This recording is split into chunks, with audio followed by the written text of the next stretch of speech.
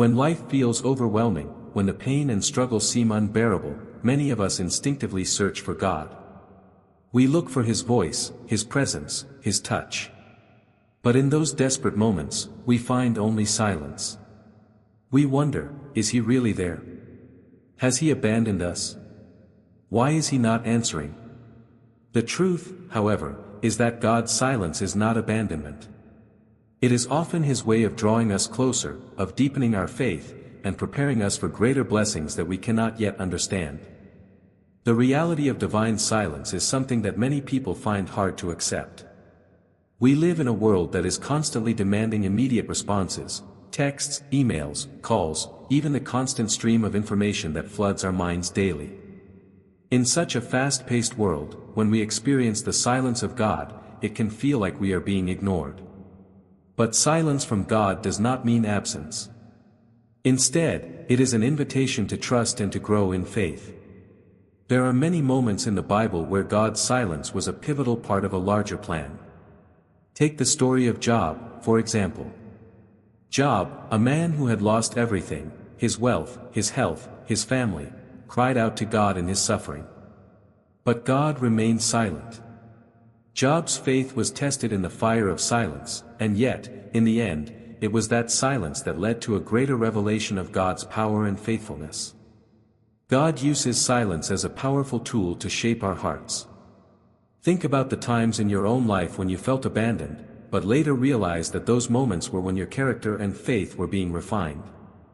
When God seems silent, it is often because He is teaching us to trust Him, not for the answers we want, but for the deeper, richer blessings He has in store for us. This is where the mystery of God's silence begins to make sense. It is not a denial of His presence, it is an invitation to faith. In my own life, I've walked through seasons where it felt as though God was a million miles away.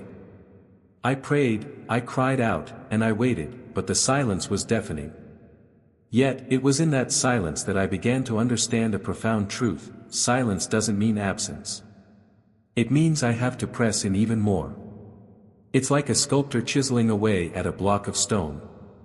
At first, it seems like nothing is happening, but with every silent strike, something beautiful and meaningful is being created. Our lives are the stone, and God's silence is His work of shaping us into something new. One of the most profound lessons I've learned through divine silence is that it is often in those quiet moments that God is preparing us for what's ahead. Just as a farmer plants seeds in the soil and waits for them to grow, God plants seeds of faith in our hearts during seasons of silence. And just as the seed requires time, nourishment, and unseen growth before it can break through the surface, so too does our faith require silence to grow and mature.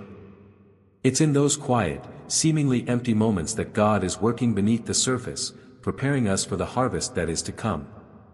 Think of the story of Jesus in the Garden of Gethsemane. In His deepest moment of sorrow, He cried out to God, asking if the cup of suffering could pass from Him. And yet, God remained silent. Jesus experienced the silence of His Father, even in His greatest moment of need. And in that silence, He found the strength to continue His journey.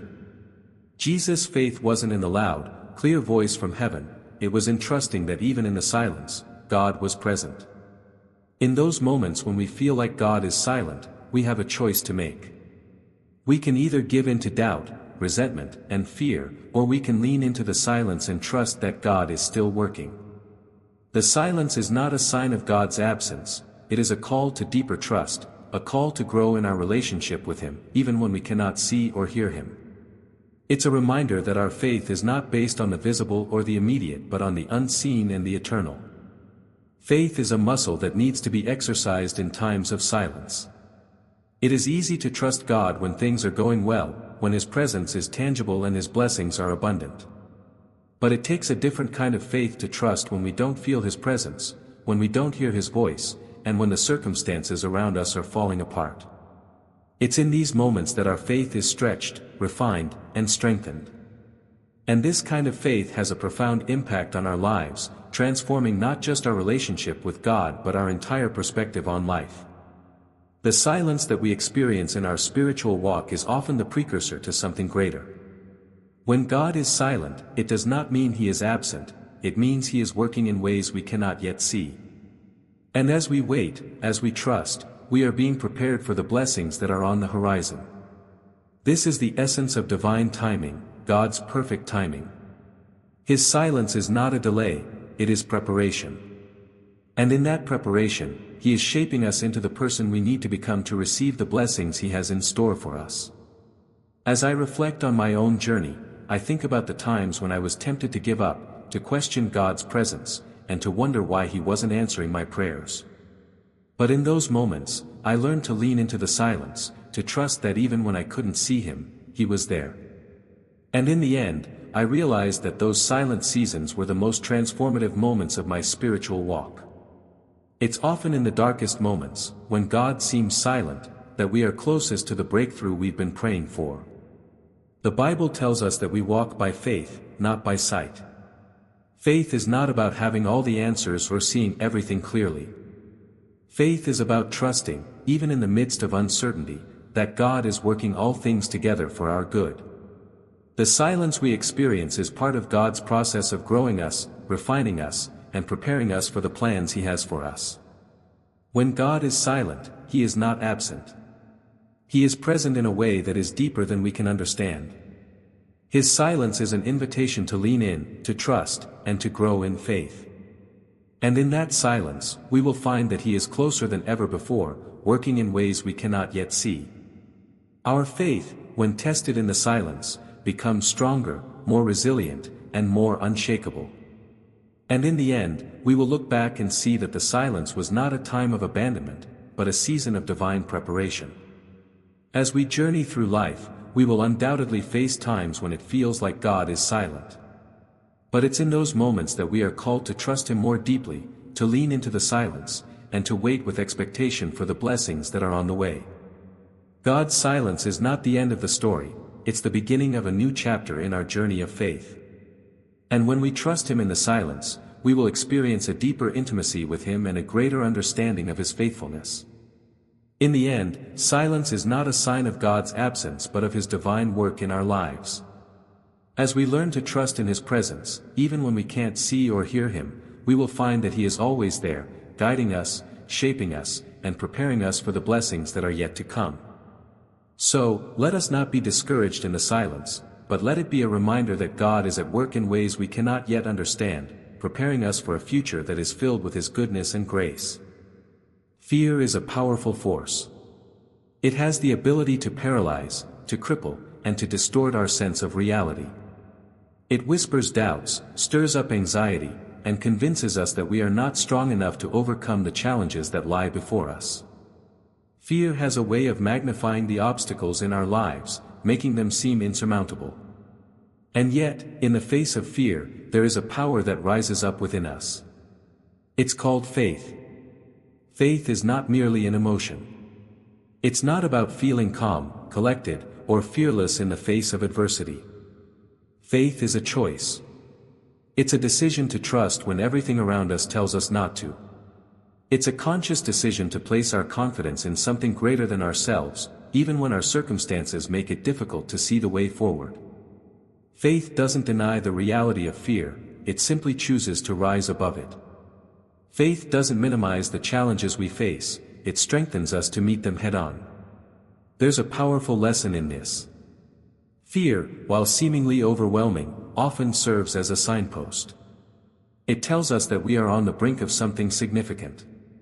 When we face fear, it's a reminder that we are stepping into a new season, a new chapter, or a new purpose. Fear signals that we are moving towards something that will stretch us, grow us, and, in the end, transform us. The greater the fear, the more it often indicates the greater the blessing or opportunity that awaits on the other side. I remember a time in my own life when fear seemed to take hold. I was standing at a crossroads, unsure which direction to take, paralyzed by the uncertainty of the future. The fear of failure, the fear of making the wrong choice, and the fear of the unknown all converged at that moment. But it was in that exact moment of fear that I learned one of the most valuable lessons of my life. Faith is not the absence of fear, but the strength to move forward in spite of it. We see this truth all throughout Scripture. Take the story of David and Goliath. David, a young shepherd boy, faced the giant Goliath, who towered over him both in size and in reputation. The fear of the Israelites was palpable. They were intimidated, paralyzed by the giant. Yet, David didn't focus on the size of the enemy, he focused on the power of his God. He didn't allow fear to dictate his actions. Instead, his faith in God rose louder than the fear that surrounded him. In the end, it wasn't David's size or strength that defeated Goliath, it was his faith in God's power that led him to victory. In our own lives, we often encounter Goliaths, situations, challenges, or obstacles that seem too large to overcome. It's easy to look at the enormity of the problem and feel small, powerless, and afraid. But faith calls us to shift our focus.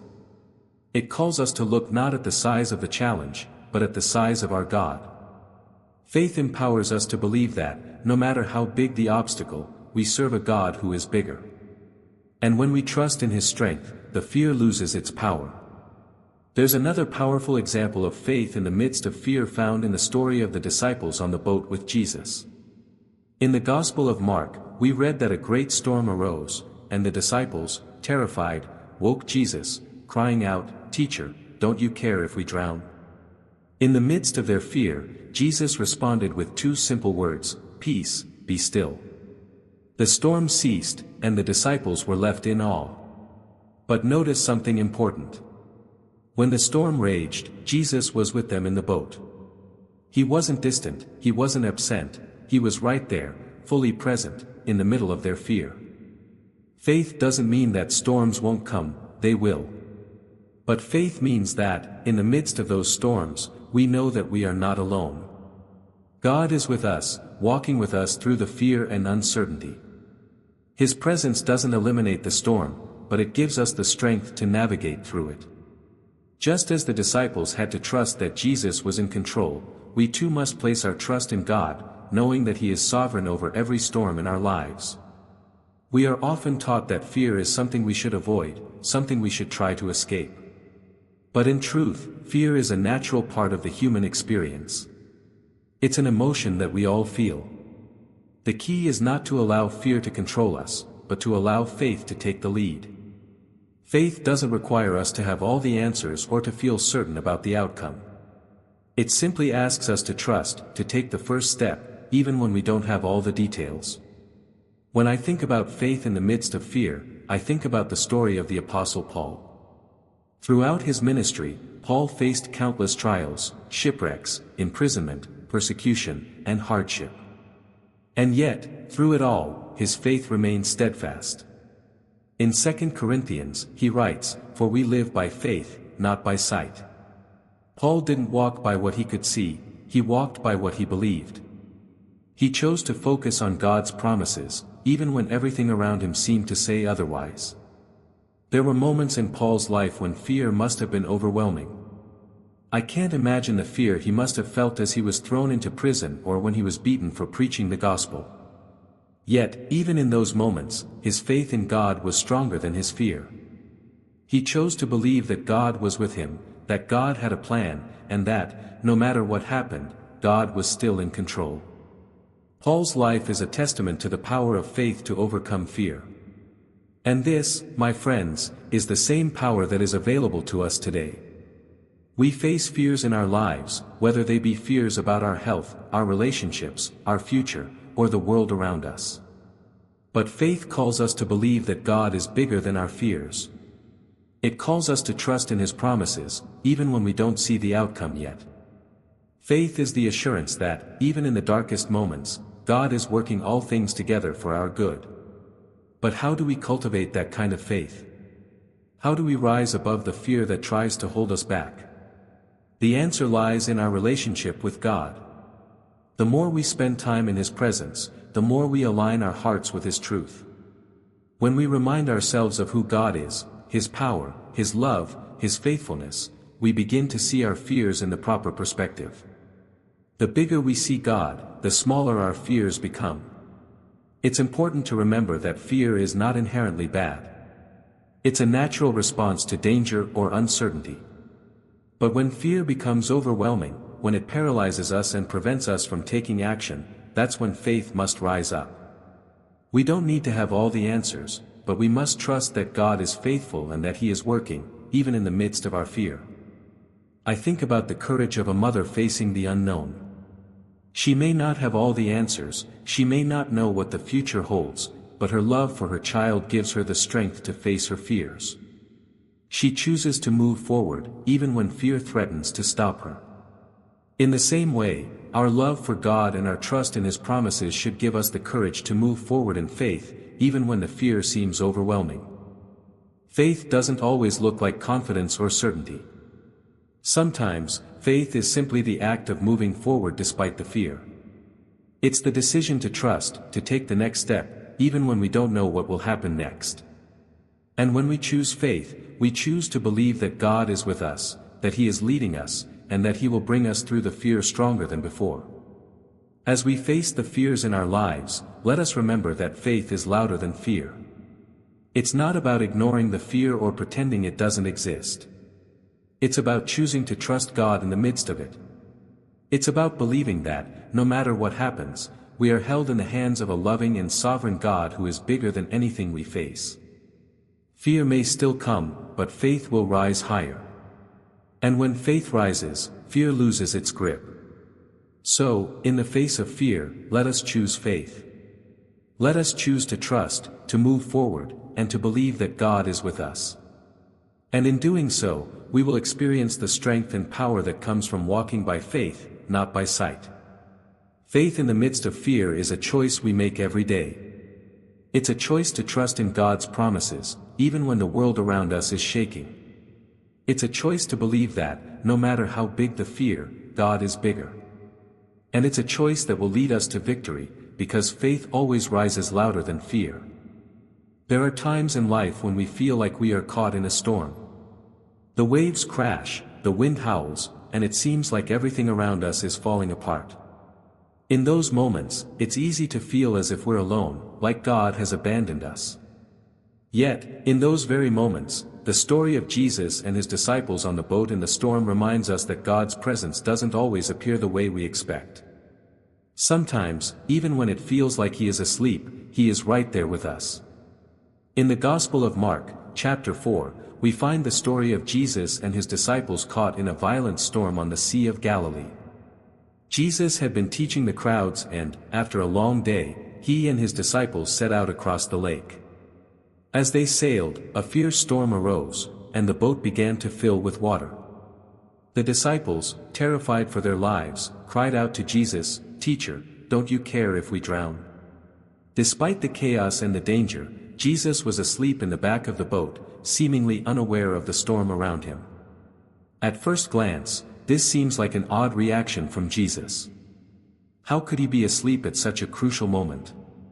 Doesn't He know the danger they are in? Why doesn't He wake up and calm the storm? Yet, this moment speaks volumes about God's presence in our lives.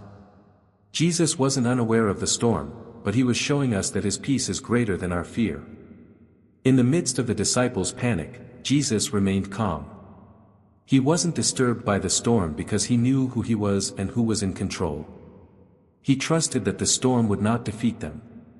When the disciples woke Him, Jesus responded with a simple command, "Peace, be still." And immediately, the wind ceased, and there was a great calm. He then turned to His disciples and asked, "Why are you so afraid? Do you still have no faith?" This moment is not just a miracle of calming the storm, but a powerful teaching about the nature of faith in God's presence. Jesus was with them in the storm, even when they couldn't see it or feel it. And He was teaching them that faith is not about the absence of storms, but about trusting in God's presence in the midst of them. When I reflect on this story, I can't help but think of the times in my own life when I've been caught in a storm. The kind of storm that feels like it's going to swallow you whole. Perhaps it's a personal crisis, a health issue, or a relationship that's falling apart. It's in those moments that we often ask, "God, where are you? Why are you silent?" We cry out, just like the disciples, wondering why God seems to be asleep while we're sinking in our troubles. But just as Jesus was with His disciples on that boat, God is with us in the storms of our lives, even when it feels like He's not. I've learned that God's presence doesn't always look the way we expect it to. We often expect God to show up in dramatic, obvious ways. We want Him to calm the storm immediately, to fix the problem, to make everything right. But sometimes, God's presence is not in the loud, the flashy, or the immediate. Sometimes, His presence is in the quiet assurance that He is with us, even when we can't see or feel Him. In those moments, it's our faith that makes the difference. It's the faith to trust that God is in control, even when the storm rages around us. The disciples were afraid because they couldn't see Jesus' power at that moment. They saw Him asleep, unaware of their distress, and they feared they were going to die. They forgot that the one who was with them had authority over the storm. In the same way, we often forget that the one who is with us has authority over everything we face. When we are in the midst of a storm, it's easy to become overwhelmed by the circumstances. We look at the waves and the wind, and we forget that God is bigger than our problems. But faith reminds us that even in the storm, God is with us. Even when we can't see Him working, He is at work. This lesson isn't just about trusting God during the big storms of life, it's about trusting Him in the small moments as well. How often do we get caught up in the hustle and bustle of life, feeling like we're drowning in tasks and responsibilities? It's easy to feel overwhelmed, as though we're in a constant storm. But in those moments, God calls us to trust in His presence. He doesn't promise that life will be storm-free, but He promises to be with us through it all. And that is enough. I remember a time when I was faced with a major decision. I felt torn in multiple directions and wasn't sure which path to take. Fear and uncertainty clouded my mind, and I felt like I was drowning in the pressure of making the right choice. But in that moment, I took a step back and reminded myself of the story of Jesus in the storm. I may not have had all the answers, but I knew that God was with me. I didn't need to have everything figured out. I just needed to trust that God would lead me through the storm. In life, we often think that our faith is supposed to be a constant, unshakable force. We expect ourselves to always feel calm and confident, especially when we face challenges. But the reality is that faith doesn't always look like certainty. Sometimes, faith looks like choosing to trust, even when we're scared. It looks like choosing to move forward, even when the storm is still raging. Faith is not about never feeling fear, but about choosing to trust God even in the midst of it. I believe that God allows storms in our lives for a reason. While we might wish for a life free from struggle, it is in the storms that we grow. The disciples learned a valuable lesson that day on the boat. Faith isn't about avoiding the storm, but about trusting Jesus in the storm. And that is a lesson that I have had to learn time and time again in my own life. The storms may come, and they may be fierce, but God's presence is constant. He is with us, even when we can't see Him. The storm that the disciples faced wasn't the end of their story, it was the beginning of a deeper understanding of who Jesus was. Before the storm, they knew Jesus as a teacher and a healer. After the storm, they knew Him as the one who has authority over nature, the one who can bring peace in the midst of chaos. And in the same way, our storms can lead us to a deeper understanding of God's power and faithfulness. When we choose to trust Him in the storm, we come to know Him in a way we never could in calm waters. Jesus' question to the disciples after calming the storm, "Why are you so afraid? Do you still have no faith?" is a question that challenges us today. How often do we let fear dictate our actions? How often do we forget that the Creator of the universe is with us, walking beside us, even in the storms? Faith isn't about having all the answers. It's about trusting that God knows what He's doing, even when we don't. As I reflect on this story, I am reminded that God's presence is not always what we expect it to be. We want the miracle, the dramatic intervention, the instant answer. But God often works in ways that we don't understand. His presence is not limited to our expectations. It's in the quiet moments, in the stillness of the storm, that we find Him. And it's in those moments that our faith is tested and strengthened. The storm may rage, but God is with us. And as long as we have faith in Him, we can face whatever comes our way. God's presence in the storm is not always loud or obvious, but it is always real. We may not always feel Him, but He is always there. And when we trust Him in the storm, we are not only weathering the storm, but we are growing in our faith, becoming stronger and more resilient. The storms of life are not easy, but they are opportunities for us to experience God's presence in ways we never could have imagined.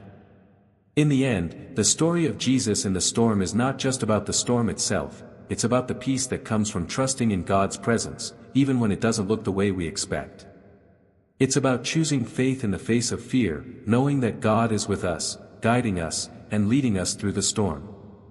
So, the next time you find yourself in the midst of a storm, remember that Jesus is with you. He may not always calm the storm immediately, but He will always bring you peace in the midst of it. And that peace, that trust, will carry you through, no matter how fierce the storm may be. Faith. It's a word we often hear. It's a word we often use. But what does it really mean?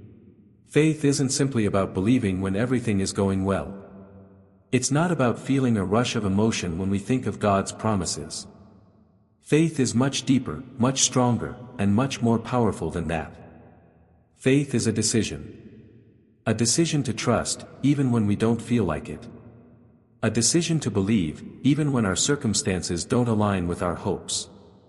Faith is the muscle that strengthens us to endure trials and face challenges, and it's in those very moments, when we feel weak, confused, and broken, that faith does its most powerful work. It's easy to say we have faith when everything is smooth sailing.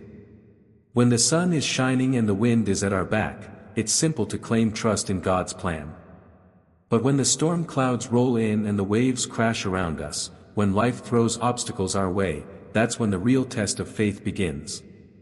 True faith is not about the absence of fear, doubt, or hardship. It's about trusting God in the midst of those things.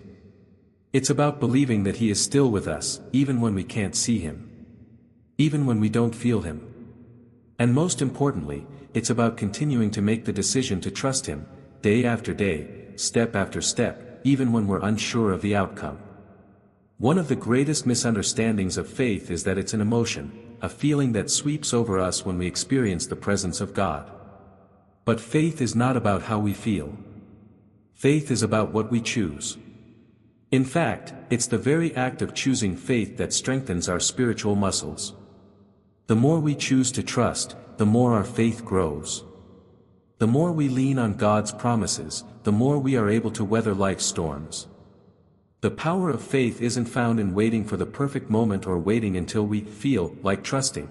It's found in the consistent, often quiet, decision to trust even when it's difficult, even when we don't understand. I've walked through seasons in my life where my faith felt weak, when doubt crept in, and when I felt spiritually exhausted. There have been moments when I questioned God's plans for me, when I wondered why certain doors closed and others remained locked. But even in those moments of uncertainty, I chose to keep walking forward. And in doing so, my faith grew. I didn't always feel strong, but the very act of continuing to trust, of continuing to make the decision to believe that God was good, even in my pain, became the foundation for my spiritual growth. There's a verse in the Bible that says, "For we walk by faith, not by sight," 2 Corinthians 5 verse 7. This is the essence of the power of faith. Faith is walking even when you can't see the way. It's trusting even when everything around you tells you to doubt. When we walk by faith, we trust that God's plans are greater than our understanding, greater than our fears, and greater than our circumstances. Walking by faith doesn't mean we always have clear answers. It doesn't mean we always feel confident or in control. It means we make the decision to keep moving forward, even when we can't see the road ahead. There's something deeply transformative about this kind of faith. It's a faith that doesn't rely on the external. It's not about feeling good about our situation. It's about trusting that God is with us, that He's leading us, and that He is working all things together for our good, even when we can't see the outcome yet. In the midst of our struggles, we often want immediate solutions, quick fixes, and clear answers. But God often asks us to wait, to trust in His timing, and to continue walking even when the path seems uncertain. That's where the true power of faith is found. It's in the moments of uncertainty that our trust in God becomes the strongest. I remember a time in my life when everything seemed to be falling apart. I was facing a series of personal and professional challenges that left me feeling overwhelmed and unsure. I prayed for answers, for clarity, for some sign that everything would be okay. But the answers didn't come immediately. The storm raged on. And in those moments of uncertainty, I had to choose faith. I had to choose to believe that God was with me, even when I didn't see how things would work out. I had to trust that He was leading me, even when I couldn't understand His plan. And though it was difficult, that decision to trust, day after day, became the anchor that held me steady through the storm. In the story of Abraham, we see the same theme of choosing faith, even in the midst of uncertainty. God promised Abraham that he would be the father of many nations, but there was a problem. Abraham was old, and his wife, Sarah, was barren. The promise seemed impossible, and yet Abraham chose to believe. He didn't know how God would fulfill the promise, but he trusted that God would. And it was that faith, that decision to trust despite the circumstances, that made him the father of many nations. Abraham's faith wasn't perfect. He had doubts, fears, and moments of weakness. But he continued to choose to trust, and that decision to have faith in God's promises is what ultimately led him to see God's faithfulness in his life. The power of faith is not in the perfection of our belief, but in the persistence of our trust. It's about continuing to choose God even when our emotions tell us otherwise. It's about choosing to trust when everything around us is uncertain, when our plans fall apart, and when the future seems unclear. Faith is the decision to believe that God is good, that He is faithful, and that He is working on our behalf, even when we don't see the results immediately.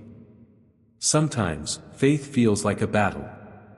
There are days when doubt creeps in, when fear tries to take hold, and when it seems like the odds are stacked against us. But it's in those moments that our faith grows stronger.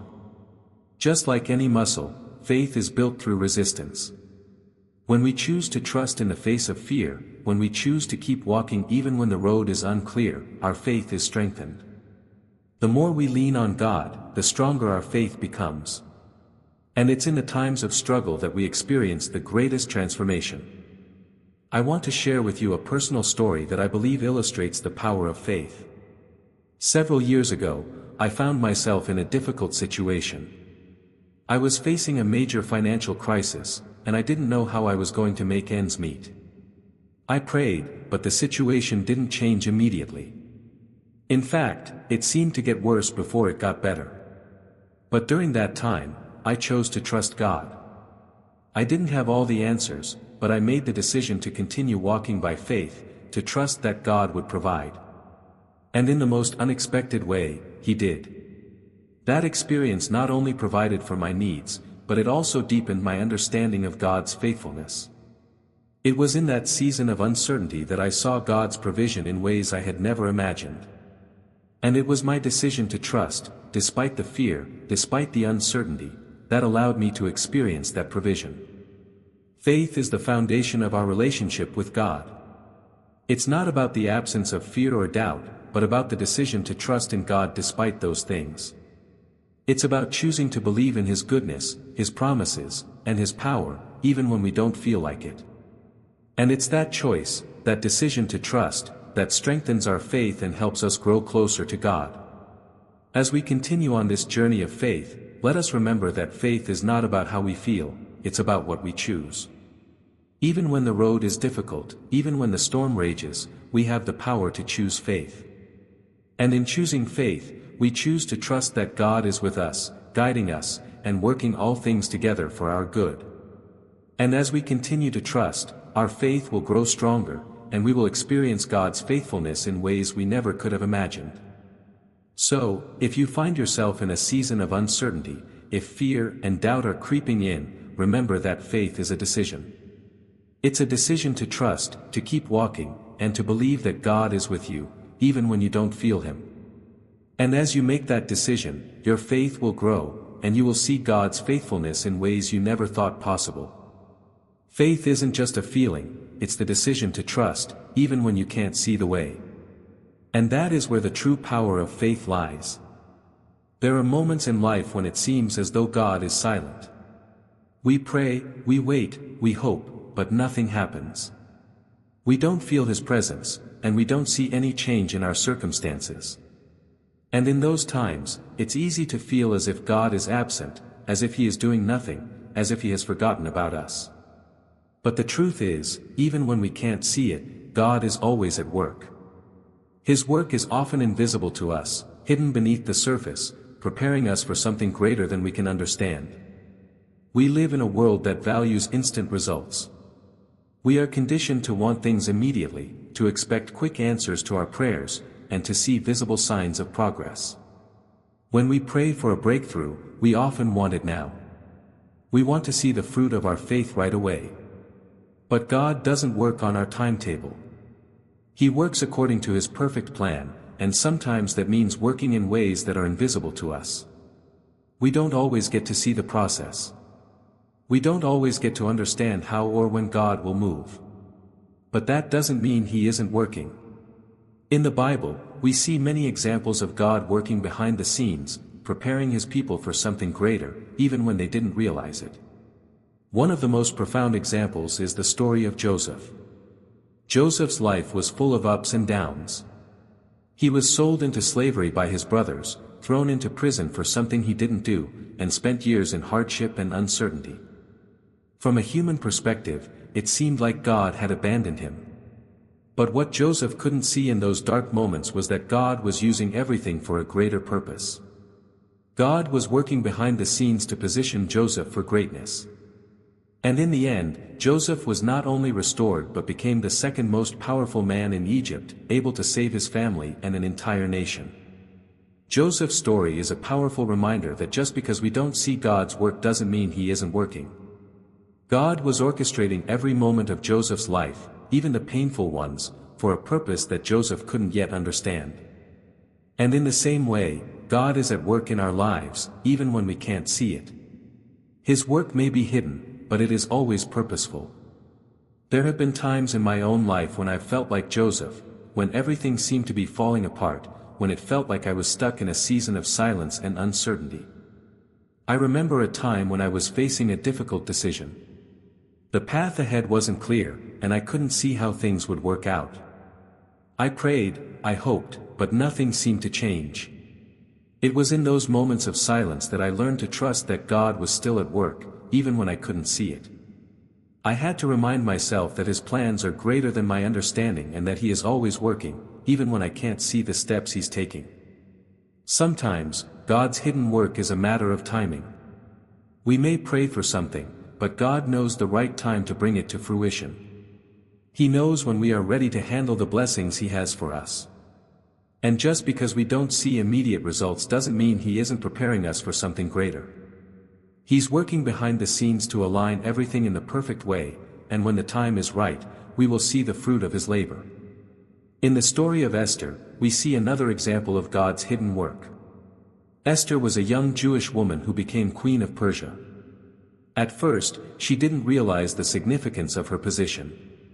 But when her people faced danger, God used her to save them.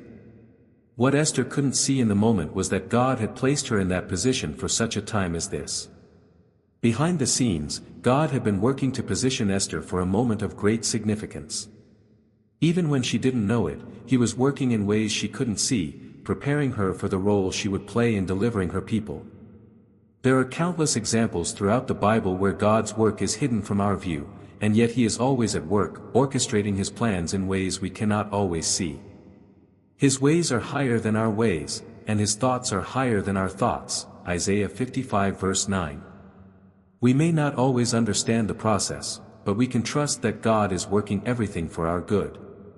I've come to realize that the times when I feel the most uncertain are often the times when God is doing His deepest work. When I don't see any change or feel any movement, I can trust that He is preparing me for something greater. God's work is not always immediate, and it is not always visible, but it is always purposeful.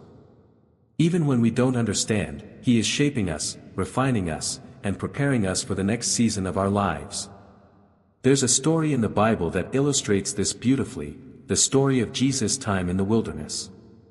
After his baptism, Jesus was led by the Spirit into the wilderness, where he fasted for 40 days and was tempted by the devil. During that time, it seemed like nothing was happening. Jesus was alone, fasting, and enduring temptation. It was a time of hidden work. But after those 40 days, when the time was right, Jesus emerged from the wilderness with power and authority.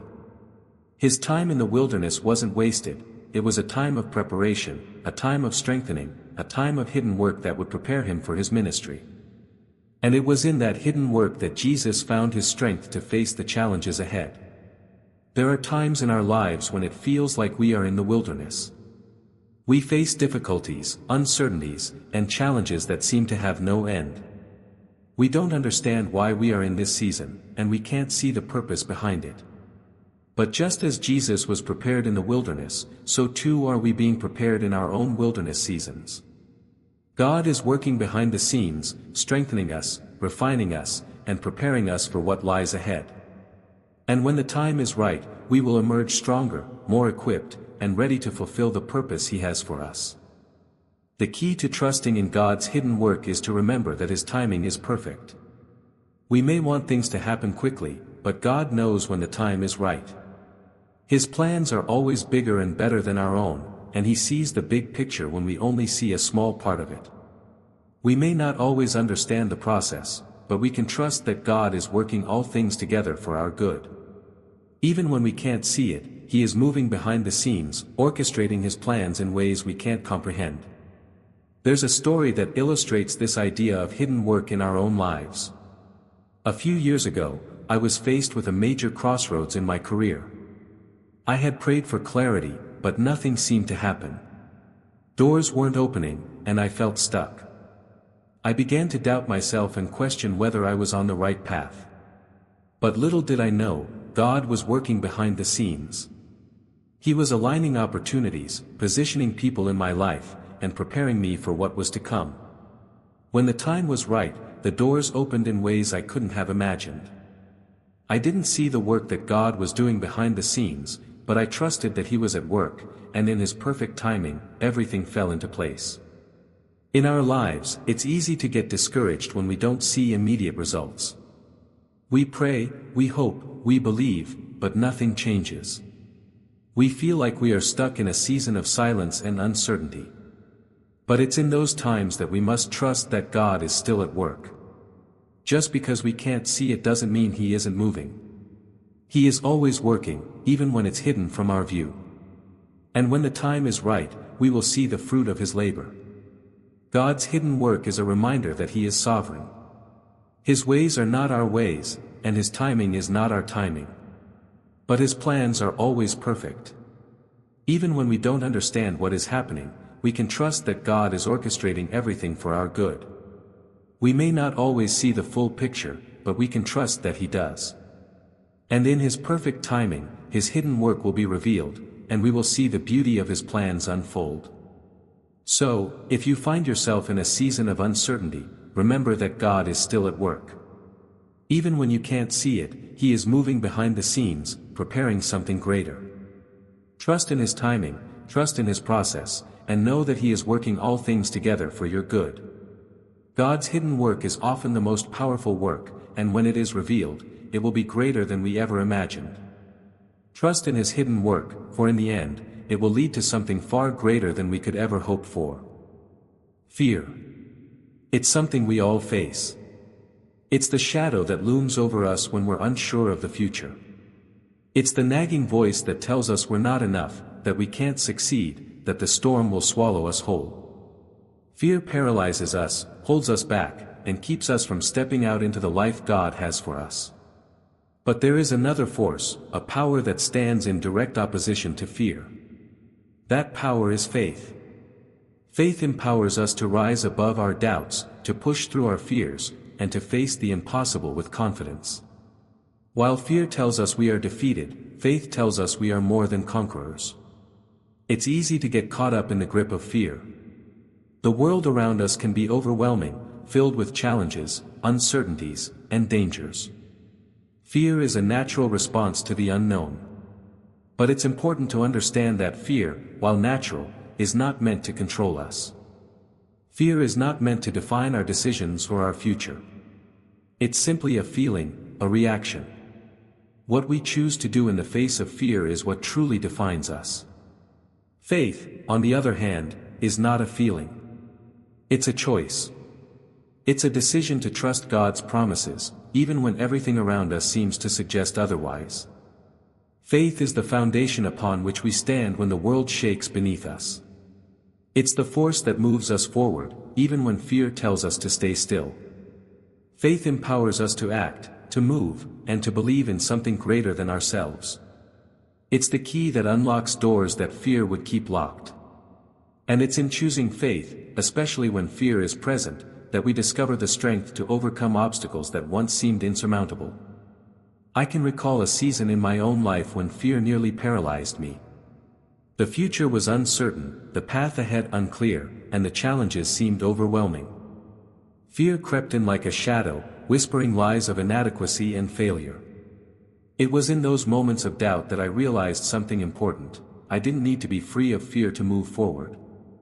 I needed to choose faith.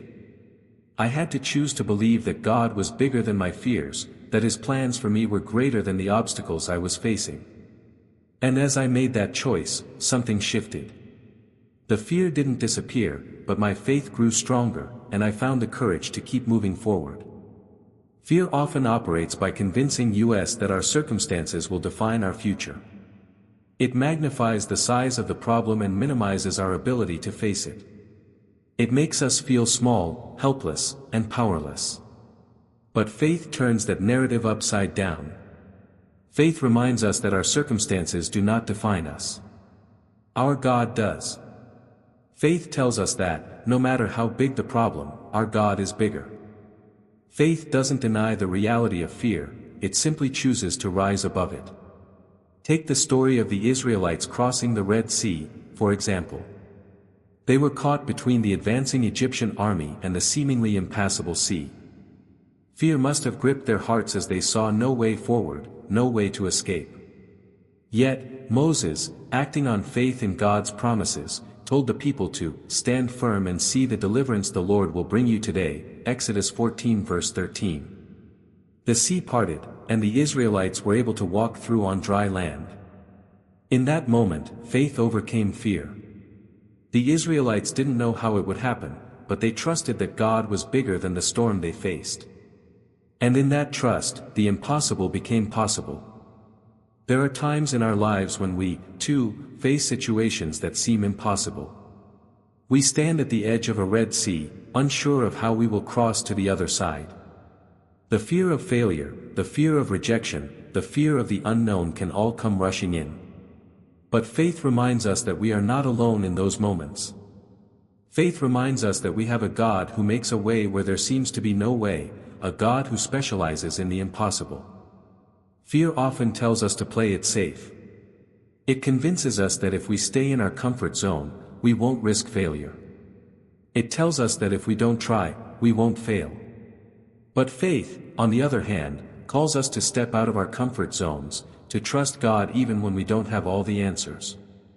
Faith pushes us to take risks, to believe that God has something greater in store for us, even when the path ahead is unclear. And it's in those moments of stepping out in faith that we discover our true potential. I think of the story of Peter walking on water. When the disciples saw Jesus walking on the water, they were terrified. But Peter, always bold, asked Jesus if he could come to him on the water. Jesus said, "Come." And Peter stepped out of the boat, walking on water toward Jesus. But when he saw the wind, fear crept in, and he began to sink. "Lord, save me," he cried. Jesus immediately reached out and caught him, saying, "You of little faith, why did you doubt?" Matthew 14 verses 28 to 31. Peter's faith allowed him to walk on water, but fear threatened to pull him under. The moment he took his eyes off Jesus, the storm seemed to overpower him. But Jesus was there, ready to catch him. This story is such a powerful reminder that faith is not about being free from fear. It's about keeping our focus on Jesus, even when the winds of fear blow around us. The storm will always be there, but Jesus is greater than the storm. And as long as we keep our eyes on Him, we can walk on water, overcoming the fears that seek to drown us. Faith empowers us to walk where fear would have us sink. But fear doesn't always manifest as loud, overwhelming anxiety. Sometimes, fear is subtle. It creeps in quietly, often disguised as caution or practicality. It tells us to wait for the perfect moment, to wait until we feel fully ready, until all the conditions are just right. But faith doesn't wait for the perfect moment. Faith moves forward, even when everything is uncertain. Faith trusts God's timing, even when it doesn't make sense to our limited understanding. I've seen this in my own life as well. There have been times when fear told me to wait, to hold back, to play it safe. But I've learned that faith is not about waiting for the right time, it's about trusting that God's timing is always perfect, even when it doesn't align with our own plans. Faith pushes us to take action, to move forward with confidence, even when the path isn't clear. One of the biggest obstacles we face when it comes to overcoming fear is the fear of failure. We fear that if we step out, we will fail, and that failure will define us. But faith challenges that fear. Faith reminds us that our worth is not defined by our successes or failures. Our worth is defined by who we are in Christ. Faith tells us that even if we fail, God is with us. He will never leave us or forsake us. And He can take our failures and use them for His glory. Consider the story of Thomas Edison. He is remembered as one of the greatest inventors in history, but his journey was not without failures. He faced countless setbacks and disappointments before he finally succeeded in inventing the light bulb. But each failure taught him something valuable. And it was through his persistence and faith in his vision that he ultimately succeeded. Edison is quoted as saying, "I have not failed. I've just found 10,000 ways that won't work." His faith in his purpose allowed him to overcome the fear of failure and continue moving forward. Faith and fear are constantly in opposition, but it's through choosing faith that we overcome the obstacles that fear sets before us. Fear will always be there, trying to hold us back, to keep us from stepping out into the life God has for us. But faith empowers us to push forward, to trust that God is with us, and to believe that He will give us the strength to overcome whatever comes our way. The key to overcoming fear is not in ignoring it or pretending it doesn't exist. The key is in choosing to trust God in the face of it. When fear rises up, we have the power to choose faith. We have the power to say, "God, I don't know how this will work out, but I trust You. I trust that You are bigger than my fear, and I will follow You, even when I don't have all the answers." Fear may try to paralyze us, but faith will empower us to move forward. Fear will tell us we are not enough, but faith will remind us that with God, we are more than conquerors. Faith doesn't eliminate fear, it simply gives us the courage to face it, knowing that God is with us every step of the way. So, the next time you feel overwhelmed by fear, remember that you have the power to choose faith. You have the power to trust God, even when fear is shouting in your ear. And as you choose faith, you will find the strength to overcome every obstacle, to walk on water, and to experience the victory that God has already promised you. Fear and faith may be in opposition, but faith will always empower you to rise above fear and step into the life God has for you. Obedience to God's will is one of the most profound and powerful aspects of our walk with Him. It is often in our moments of struggle, doubt, or confusion that our obedience becomes a sign of trust. Trust that God's plans are greater than our understanding, trust that His promises are true, and trust that He will bring about His will in our lives, no matter how impossible or daunting it may seem. When we obey God's commands, even when the road is uncertain or filled with obstacles, we unlock the blessings and promises He has specifically prepared for us. Obedience becomes the key to God's intervention in our lives. There are times in our lives when obedience feels difficult. We face situations where God's instructions may seem contrary to our desires or logic. We may find ourselves questioning whether we are truly hearing God's voice, or whether we are simply pursuing what we think is right. In these moments, it is easy to doubt. But it is in these very moments that our obedience to God's will is tested. Our willingness to trust Him, even when we cannot see the full picture, is a testament to our faith and our relationship with Him. One of the most poignant examples of obedience in the Bible is the story of Abraham. God promised Abraham that he would be the father of many nations, but this promise came with a heavy burden. Abraham was old, and his wife Sarah was barren. Yet, Abraham trusted God. He obeyed God when He commanded him to leave his home and venture into the unknown. When God told Abraham to sacrifice his only son, Isaac, Abraham obeyed without hesitation. Abraham didn't understand why God would ask such a thing, but he trusted in God's plan. And it was through his obedience that God intervened, providing a ram as a substitute for Isaac, thus reaffirming His promise to Abraham that he would be the father of many nations. This story speaks volumes about the role of obedience in unlocking God's promises. Abraham's obedience wasn't about blindly following commands, it was about trusting that God's plan was greater than his own understanding. And it was in his obedience that God fulfilled His promises. Abraham's story is a reminder that our obedience, even when it doesn't make sense, paves the way for divine intervention in our lives. Obedience, however, is not always easy. It requires surrender. It requires letting go of our own plans, desires, and fears in order to follow God's direction. In our daily lives, we are constantly faced with choices that require us to decide whether we will follow God's will or go our own way. At times, the path God asks us to walk may seem difficult, even impossible. But it is through these moments that our relationship with Him deepens. As we obey, we are drawn closer to God, and we experience His faithfulness in ways we never could if we followed our own desires. There's a story I often reflect on from my own life. There was a time when I felt a strong pull toward a particular decision, one that seemed to promise security and success. But deep in my heart, I knew that God was calling me to something different. It wasn't the easier path, nor was it the most comfortable. It didn't promise immediate success or rewards. It was a step of faith, a leap into the unknown.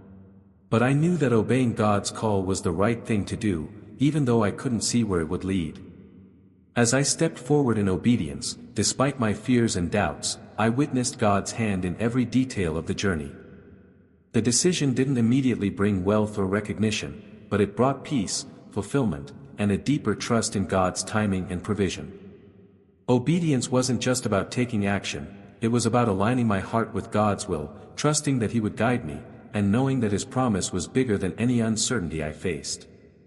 This is the crux of obedience to God's will, it is an act of faith. It is a decision to trust that God's plans are better than our own. In the moments of doubt, when the path is unclear, our obedience becomes a declaration of trust. It is a surrender of our own desires, a commitment to follow the one who knows us better than we know ourselves. And it is in this surrender that we find the blessings God has for us. There are countless examples in the Bible where obedience to God's will led to divine intervention and blessings. Take the story of Noah. God commanded Noah to build an ark because he was going to send a flood to cleanse the earth. At the time, it had never rained, and the idea of a flood must have seemed utterly foreign to Noah. Yet, Noah obeyed. He trusted God's command, even though he couldn't see the rain. And when the floodwaters came, Noah and his family were saved. In Noah's obedience, God demonstrated His faithfulness and His promise to protect and preserve those who follow Him. This story speaks to the power of obedience. It's easy to obey when we see the results or when the outcome is clear. But obedience becomes truly powerful when we trust God even when we don't understand the reason behind His command. It is in the act of obedience that God reveals His plans, and it is through obedience that we unlock His promises. Noah's obedience not only saved his family but also set the stage for the repopulation of the earth. What seemed like a difficult, even absurd, task was part of God's bigger plan. And Noah's obedience allowed him to be a part of that plan. The story of the Israelites is another example of the power of obedience. When God promised to bring the Israelites into the Promised Land, he asked them to trust him and follow his instructions. However, when they reached the edge of the promised land, they were afraid. They saw giants in the land and doubted that they could defeat them. Only Joshua and Caleb, 2 of the 12 spies sent to survey the land, trusted God's promise. Because of their obedience and trust in God's word, they were the only 2 of their generation to enter the promised land. The others, who doubted and disobeyed, wandered in the wilderness for 40 years. This example shows the consequences of disobedience. When we fail to trust God's promises, when we refuse to obey His will, we may miss out on the blessings He has in store for us. Our disobedience can delay the fulfillment of God's plan for our lives. But when we obey, when we trust God's word even in the face of fear and doubt, we position ourselves to receive the promises He has made. Obedience doesn't just bring blessings, it brings alignment with God's perfect will. I've encountered many people who, like the Israelites, have faced challenges that seemed insurmountable. They've had doubts, fears, and obstacles that seemed to block their way. And yet, in the midst of those struggles, when they chose to trust God and obey His direction, they found that He made a way where there seemed to be none. I've seen people who were on the verge of giving up, who were paralyzed by fear and uncertainty, but when they took that step of obedience, God intervened in ways they couldn't have anticipated. Obedience wasn't easy, but it was the key that unlocked the blessings they had been waiting for. When we talk about obedience, we must also acknowledge that it requires action. Obedience is not a passive act. It's not just about saying we trust God, it's about doing what He asks us to do. It's about taking that first step, even when we don't know where the road will lead. God calls us to action. He asks us to follow Him, to serve others, to give, to love, and to forgive. And it's in those moments of action that we see God's promises unfold. Take the example of the widow in the New Testament who gave all that she had. In Mark 12 verses 41 to 44, Jesus saw the widow put 2 small coins into the temple treasury, and He commended her for her obedience. She didn't have much, but she gave all she had. Her obedience in giving, despite her lack, demonstrated her trust in God's provision. And in her obedience, God honored her faith. Jesus said she gave more than all the rich people who put in large amounts because she gave out of her poverty, showing that obedience is often not about the size of the gift, but the willingness to trust. This story highlights that obedience isn't about what we give, it's about how much we are willing to trust God with. When we obey, we demonstrate our belief that God is faithful to provide. We show that we trust Him with the little things, knowing that He will use them for His glory. And just as the widow's offering was blessed, our acts of obedience, no matter how small they may seem, are seen and honored by God. As we reflect on the role of obedience in unlocking God's promises, it's important to remember that obedience is not always easy. It requires sacrifice. It requires letting go of our own desires, our own understanding, and trusting that God knows what's best for us. But it is through obedience that we experience the fullness of God's blessings. It is through obedience that we align ourselves with God's will and position ourselves to receive the promises He has for us. In conclusion, obedience is the key that unlocks the blessings and promises of God. It is a sign of trust and faith, a decision to follow God's will even when we don't understand it. Our obedience doesn't just bring blessings, it brings alignment with God's perfect plan for our lives. And when we obey, we open the door for God to intervene in ways we could never have imagined. So, when you face doubt, fear, or uncertainty, remember that obedience to God's will is the key to unlocking the promises He has in store for you. Trust Him, obey Him, and watch as He works in your life in ways that you could never have dreamed. True faith is not bound by the conditions of the world. It does not wait for the clouds to part, the storm to end, or the path to be clearly illuminated. True faith is a courageous force that moves forward even when the way is uncertain, even when the circumstances scream against it. It trusts that, even in the darkest moments, God is present, guiding us step by step, showing us the way when the time is right. Faith that walks in darkness is faith that does not depend on perfect clarity, it is faith that acts without knowing the outcome but trusts that God's hand will guide and protect us. I remember a time in my own life when the future felt like a dark abyss. Everything I had worked for seemed to crumble before my eyes, and the very foundation of my plans seemed to collapse. There was no clear direction, no bright light ahead, just uncertainty. In those moments, the voice of fear was loud, whispering that I was lost, that my efforts had been in vain, and that I was alone. But it was precisely in those moments of darkness that I learned a profound truth: faith doesn't wait for ideal circumstances to show up, it moves forward regardless. It was then, in the absence of certainty, that I had to make the choice to trust. Faith is not a passive state.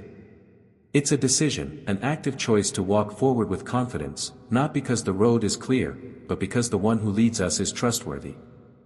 The story of the Israelites in the wilderness is a powerful example of this kind of faith. The Israelites were journeying through a vast desert, far from the comforts of Egypt, far from what they knew.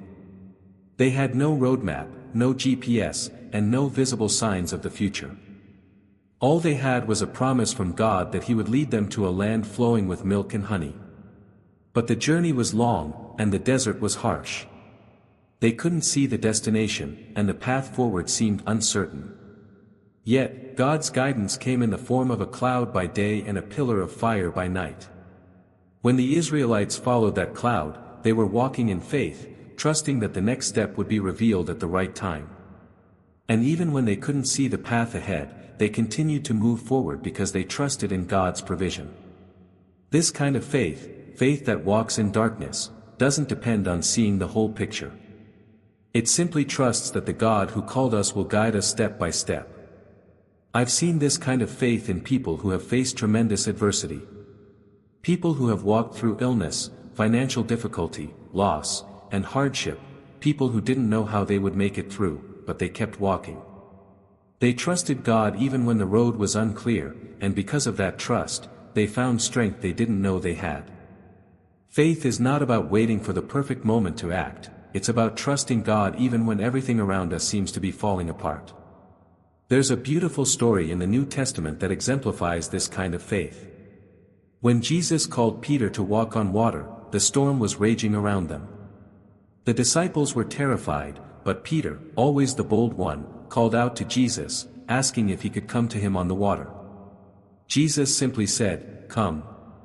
And Peter, with no knowledge of how to walk on water, stepped out of the boat. For a moment, he walked towards Jesus. But as soon as he looked around and saw the wind and the waves, he began to sink, crying out, "Lord, save me."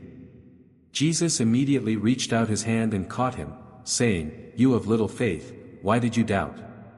Matthew 14 verses 28 to 31. Peter's faith was strong enough to get him out of the boat, but when he looked at the storm, he doubted. It was in that moment of fear and doubt that he began to sink. The story of Peter teaches us something profound about faith in the midst of darkness. It wasn't that Peter's faith was non-existent, it was that his faith faltered when he allowed his circumstances to become the focus.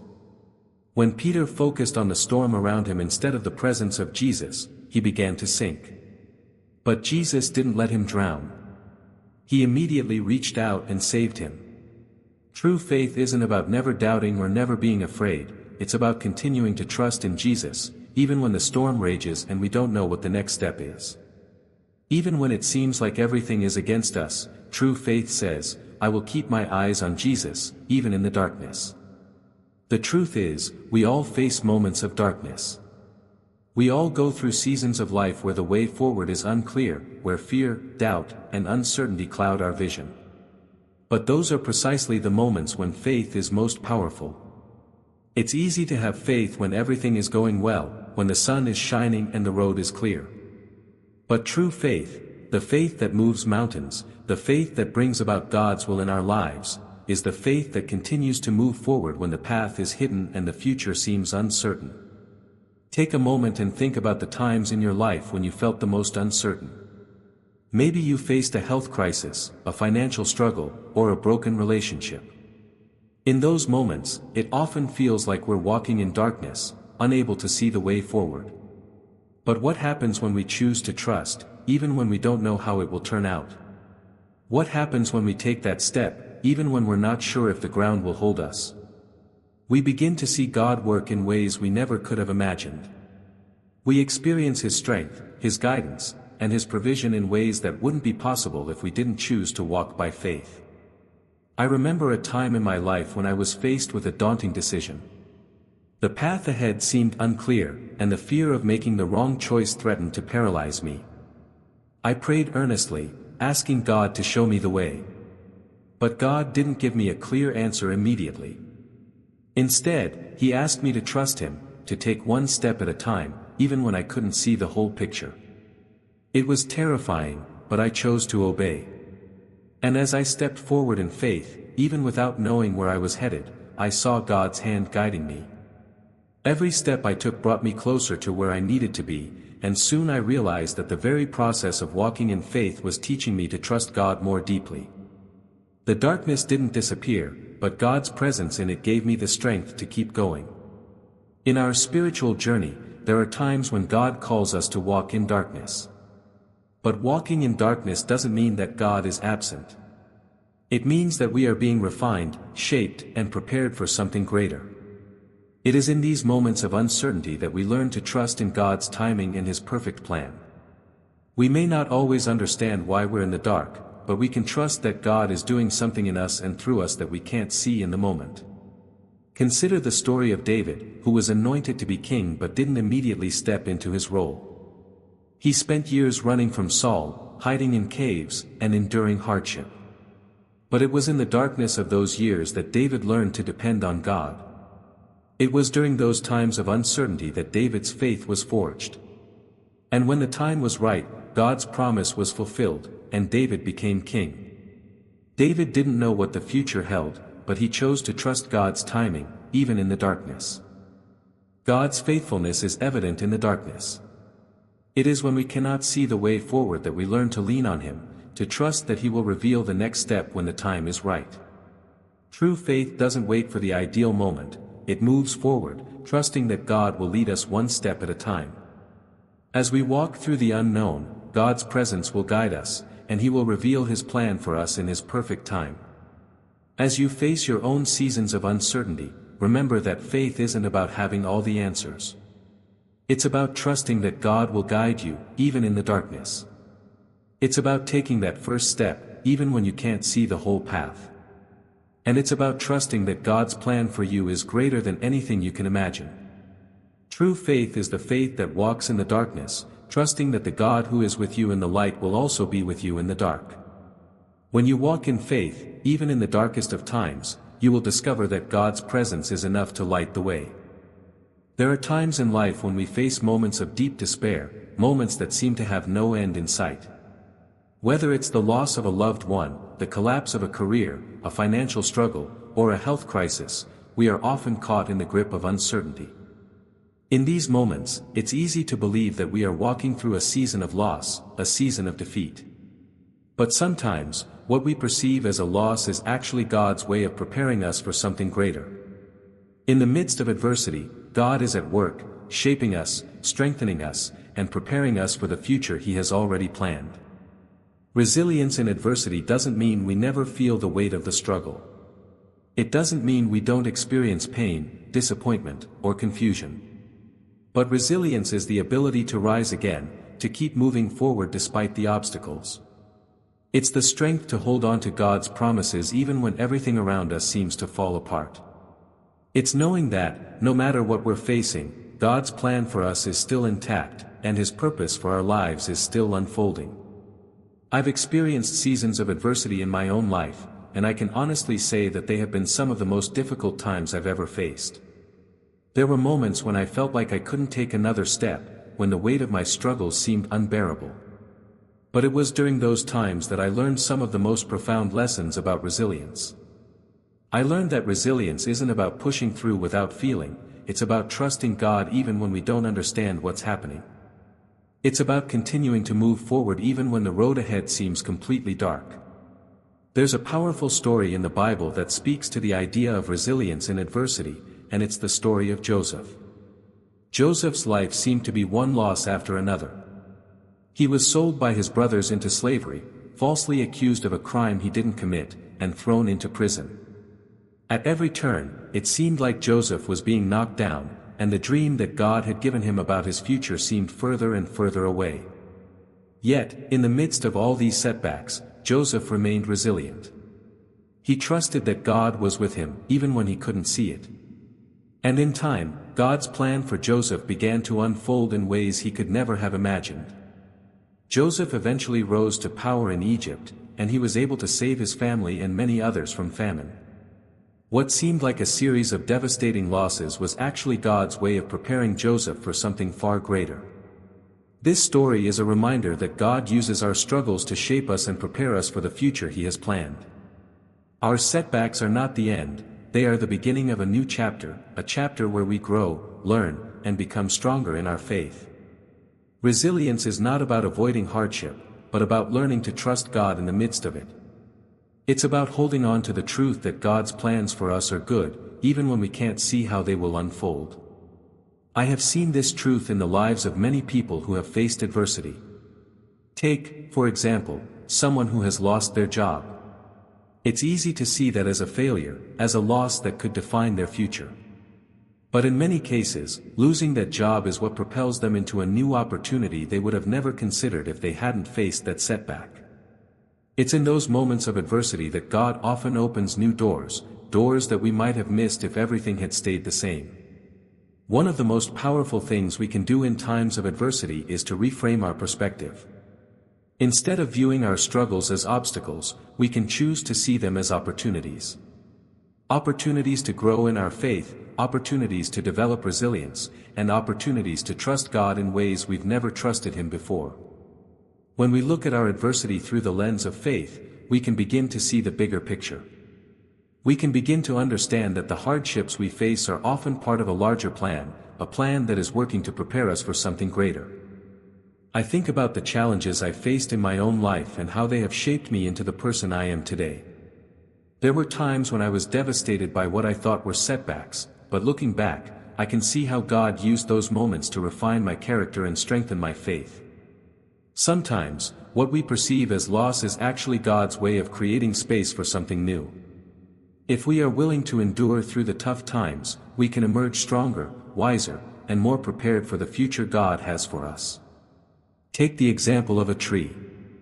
In order for a tree to grow strong and tall, it must first be planted in the ground. The roots must go deep, and the tree must endure storms, winds, and harsh conditions. But it is through these challenges that the tree becomes strong. It is through adversity that the tree's roots grow deeper, and its trunk becomes sturdier. Without the adversity, the tree would never reach its full potential.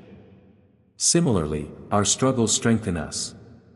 They help us grow in ways we never could if everything was always easy.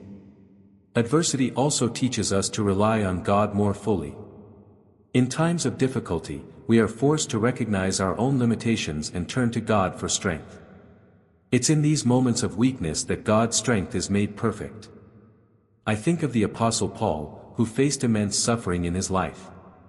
In 2 Corinthians 12 verse 9, Paul writes, "But he said to me, My grace is sufficient for you, for my power is made perfect in weakness. Therefore I will boast all the more gladly of my weaknesses, so that the power of Christ may rest upon me." Paul understood that his weaknesses and struggles were not signs of failure, they were opportunities for God's power to be displayed. It is when we are weak that God's strength shines through. Another aspect of resilience in adversity is the importance of community. When we are going through hard times, it can be easy to isolate ourselves. But resilience is not something we are meant to cultivate alone. God has placed us in community for a reason. When we face adversity, we are called to lean on others for support, encouragement, and prayer. In times of difficulty, we are reminded that we are not alone in our struggles. We are part of the body of Christ, and when one part suffers, the whole body suffers with it.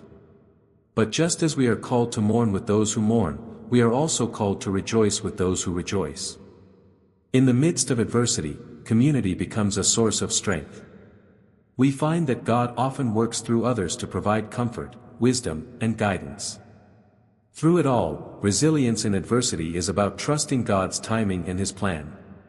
It's about understanding that our struggles are not wasted, they are part of a greater purpose. In our darkest moments, God is still at work.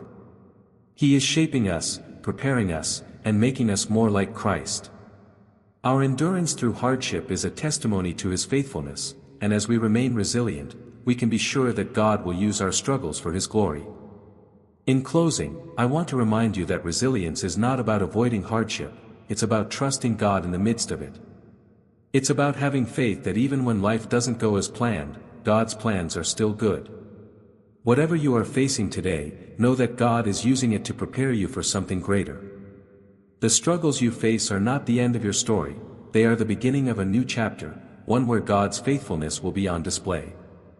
So hold on, keep moving forward, and trust that God is with you every step of the way. Resilience is the strength to keep going, and God will give you the strength you need to endure. Every person's life, at some point, will inevitably experience hardship.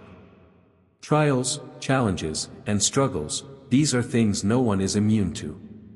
In the moments of pain, suffering, and loss, it often feels like everything is falling apart. We wonder why God allows us to go through such difficult times. But what if I told you that these very struggles, the ones that seem to destroy us, are often the tools God uses to transform us? The very things we perceive as our greatest obstacles may actually be the groundwork for something new. God, in His infinite wisdom, uses these trials as the crucible in which He shapes our character, strengthens our faith, and refines us for the purpose He has designed for our lives. In the midst of our struggles, it's easy to lose sight of the fact that transformation is taking place.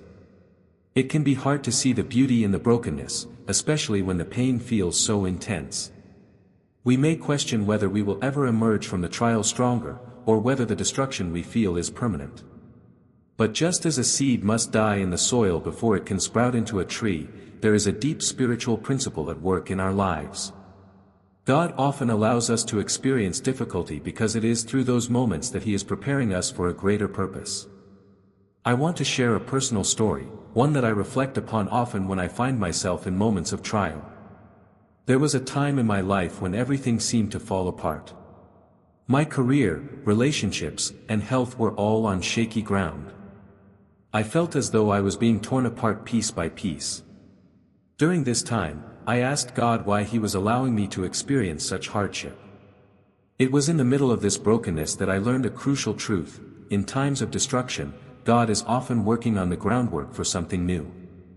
As I struggled through that period, I found that I was being molded and shaped. The pain was not in vain.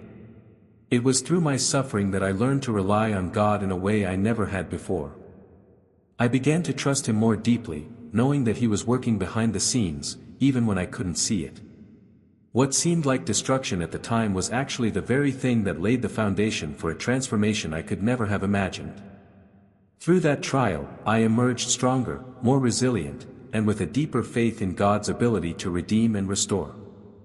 This process of transformation through trials is not a new concept in the Christian faith.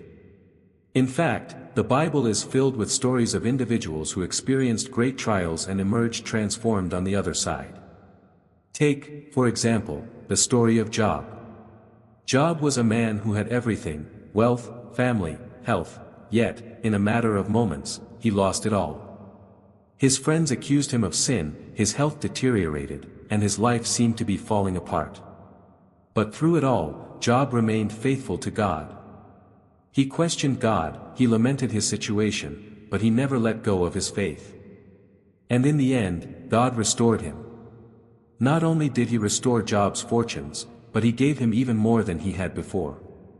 Job's trial was the crucible in which God purified his faith, and through that trial, Job's relationship with God became even deeper and more intimate.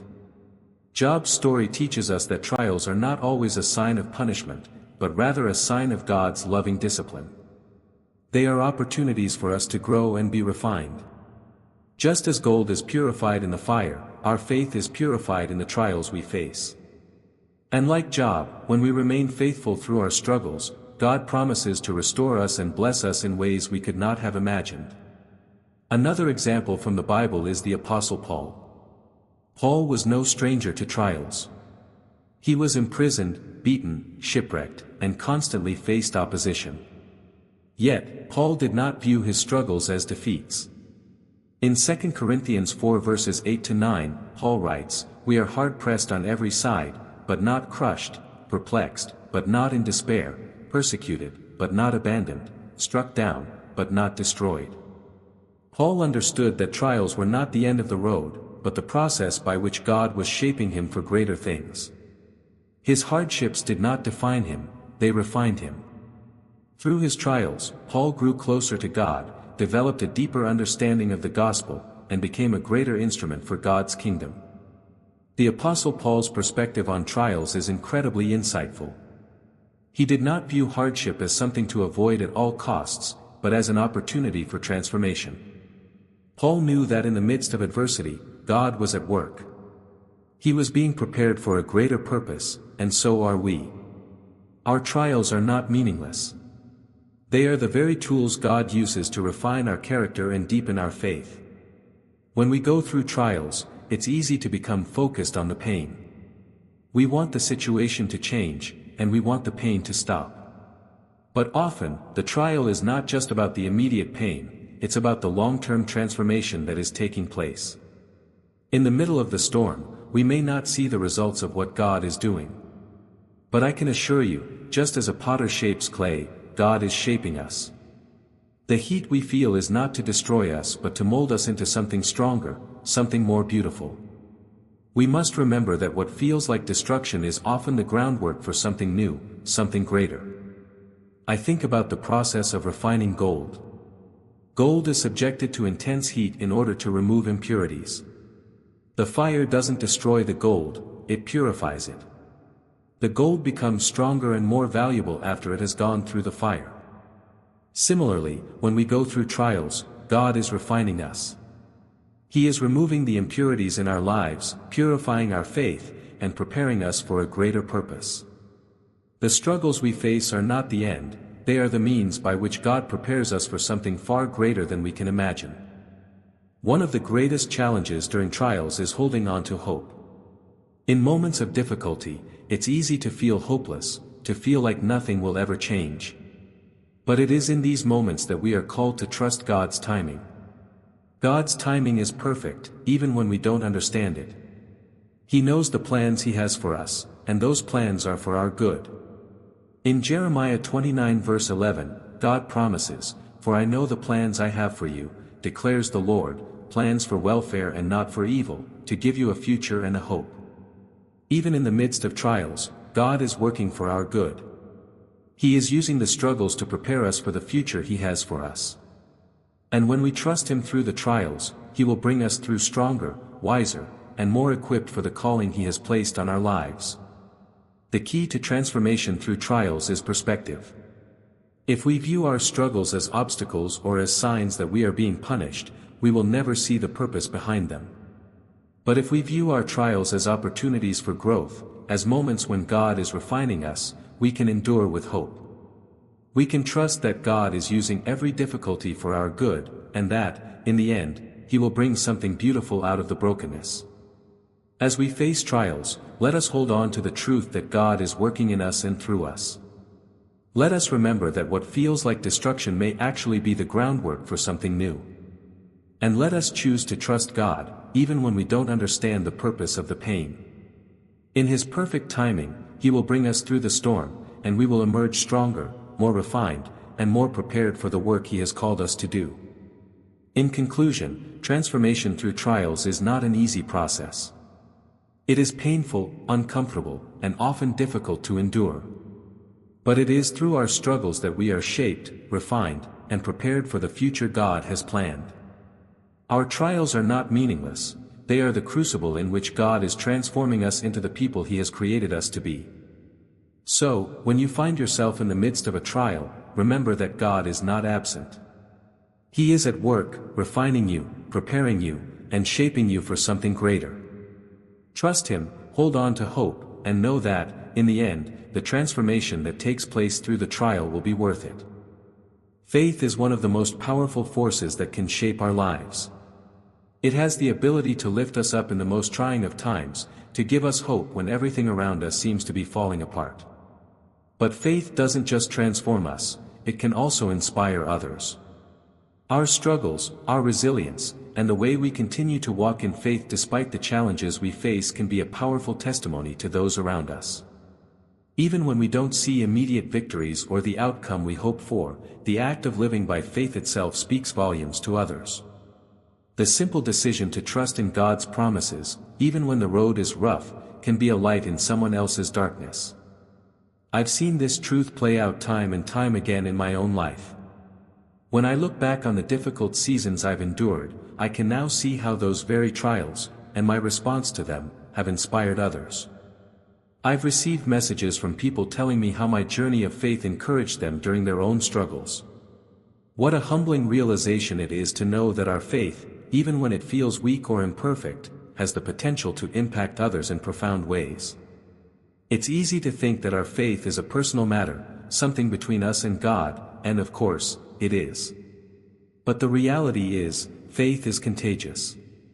When we walk by faith, it sends ripples outward that can touch the hearts of others, encouraging them to hold on to hope and trust in God's goodness. One of the most remarkable things about faith is that it is not dependent on external circumstances. We often think of faith as something that is only powerful when things are going well, when we're experiencing blessings, breakthroughs, or victories. But the truth is, our faith shines the brightest when we are walking through the storm. It is in those moments of adversity, when everything seems uncertain, that our faith becomes a beacon of light to those around us. Our struggles may seem insurmountable, our challenges may feel too heavy to bear, but when we choose to remain steadfast in our trust in God, others see that. They see a person who, despite the chaos, continues to stand firm in their belief. And that, my friends, is a testimony that speaks louder than any words. Let me share a story with you from my own life that illustrates this power of faith. There was a time when I faced a health crisis that threatened to completely change the course of my life.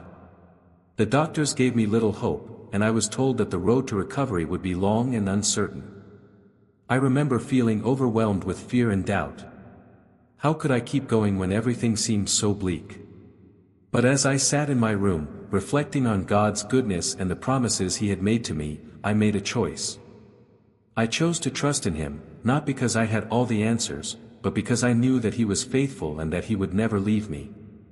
It wasn't easy. There were days when I felt weak, when I wanted to give up, but I held on to my faith, even when I couldn't see the way forward. In the midst of my struggle, something amazing happened. People started reaching out to me, family, friends, even strangers, telling me that they were praying for me, that they were encouraged by my faith. Some even shared that they were facing their own battles, but my response to my situation gave them the strength to keep going. I realized that my faith was doing something I hadn't expected, it was inspiring others. In my darkest moments, God was using me to light the way for someone else. And I learned an important lesson, that sometimes, the most powerful testimony is not one of triumph or victory, but one of endurance. It is in our perseverance, our refusal to give up, that we demonstrate the true strength of our faith. And that strength is a witness to those around us. This principle is not just true for me, it's true for all of us. Our faith, even when it's tested, is a witness to the world. When we choose to walk by faith, even in the hardest of times, we become living examples of God's power and love. We are showing others that, even in the face of adversity, it is possible to hold on to hope. We are telling them that they, too, can trust in God's promises, no matter how difficult the road may seem. One of the most powerful examples of this kind of faith is the story of the early Christians in the Bible. These men and women faced incredible persecution for their faith. They were beaten, imprisoned, and even martyred for following Jesus. Yet, despite the immense pressure and the great cost of their faith, they continued to spread the message of the gospel. And do you know what happened? Their faith inspired a revolution. The early Christians didn't give up in the face of adversity, they pressed on. And as they did, they became beacons of light to a dark world, showing others that faith in Christ was worth everything. Their resilience in the face of hardship has echoed through history, inspiring generations of believers to stand firm in their own faith. I believe we, too, are called to live in that same way. Our struggles, no matter how difficult they may seem, have the potential to inspire others. It's easy to think that our pain is something we have to keep to ourselves, that we have to hide our struggles in order to maintain a facade of perfection. But the truth is, it is through our vulnerability, our willingness to share our struggles, that we can connect with others in a way that is truly transformative. When we allow ourselves to be real about our pain, when we share the difficulties we're facing, we give others permission to do the same. And in doing so, we create a community of faith where we can support and encourage one another through the trials of life. Faith, then, is not just a personal journey, it's a communal one. Our faith impacts not only our lives but the lives of those around us. When we choose to live boldly, with unwavering trust in God, even in the midst of hardship, we invite others to do the same. Our resilience becomes a testimony to the goodness of God and the power of His presence in our lives. We may never know the full impact of our faith on others, but I believe that when we choose to walk by faith, we are planting seeds of hope and encouragement that will bear fruit for years to come. As we walk through life's trials, we must remember that we are not walking alone. Our faith is not just for our own benefit, it's for the benefit of others. We are called to be lights in the darkness, to shine the love and hope of Christ into a world that desperately needs it. And even when we don't see immediate victories, our faith is a powerful witness to those around us. So, let us walk boldly in faith, knowing that our struggles are not in vain. Let us remember that, even in our darkest moments, our resilience can inspire others to trust in God. And let us live in such a way that our faith becomes a testimony, not only to ourselves but to the world around us. Through our struggles, we will show others that, with God, there is always hope, and with faith, there is always victory. In life, we are often caught in moments of uncertainty and confusion. We stand at crossroads, questioning which direction to take. We seek guidance, waiting for the right answer, the right step to move forward.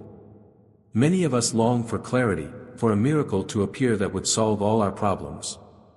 But sometimes, what God asks of us is not complex, not grandiose, and not mysterious. He asks for our obedience. In simple acts of obedience, God often unfolds the blessings and miracles we desperately seek. The truth is, obedience to God's direction, no matter how small or seemingly insignificant, has the power to change the course of our lives and unlock blessings that are far beyond our comprehension. When we think about obedience, we often associate it with doing something difficult or with adhering to strict rules. But obedience in the kingdom of God doesn't always look like what we expect. Sometimes, it's about taking small steps of faith, trusting God in the moments when we don't understand the full picture. It's about being faithful in the little things, believing that God will make a way when there seems to be no way. The beauty of obedience is that it opens the door to God's favor, His promises, and His miraculous work in our lives.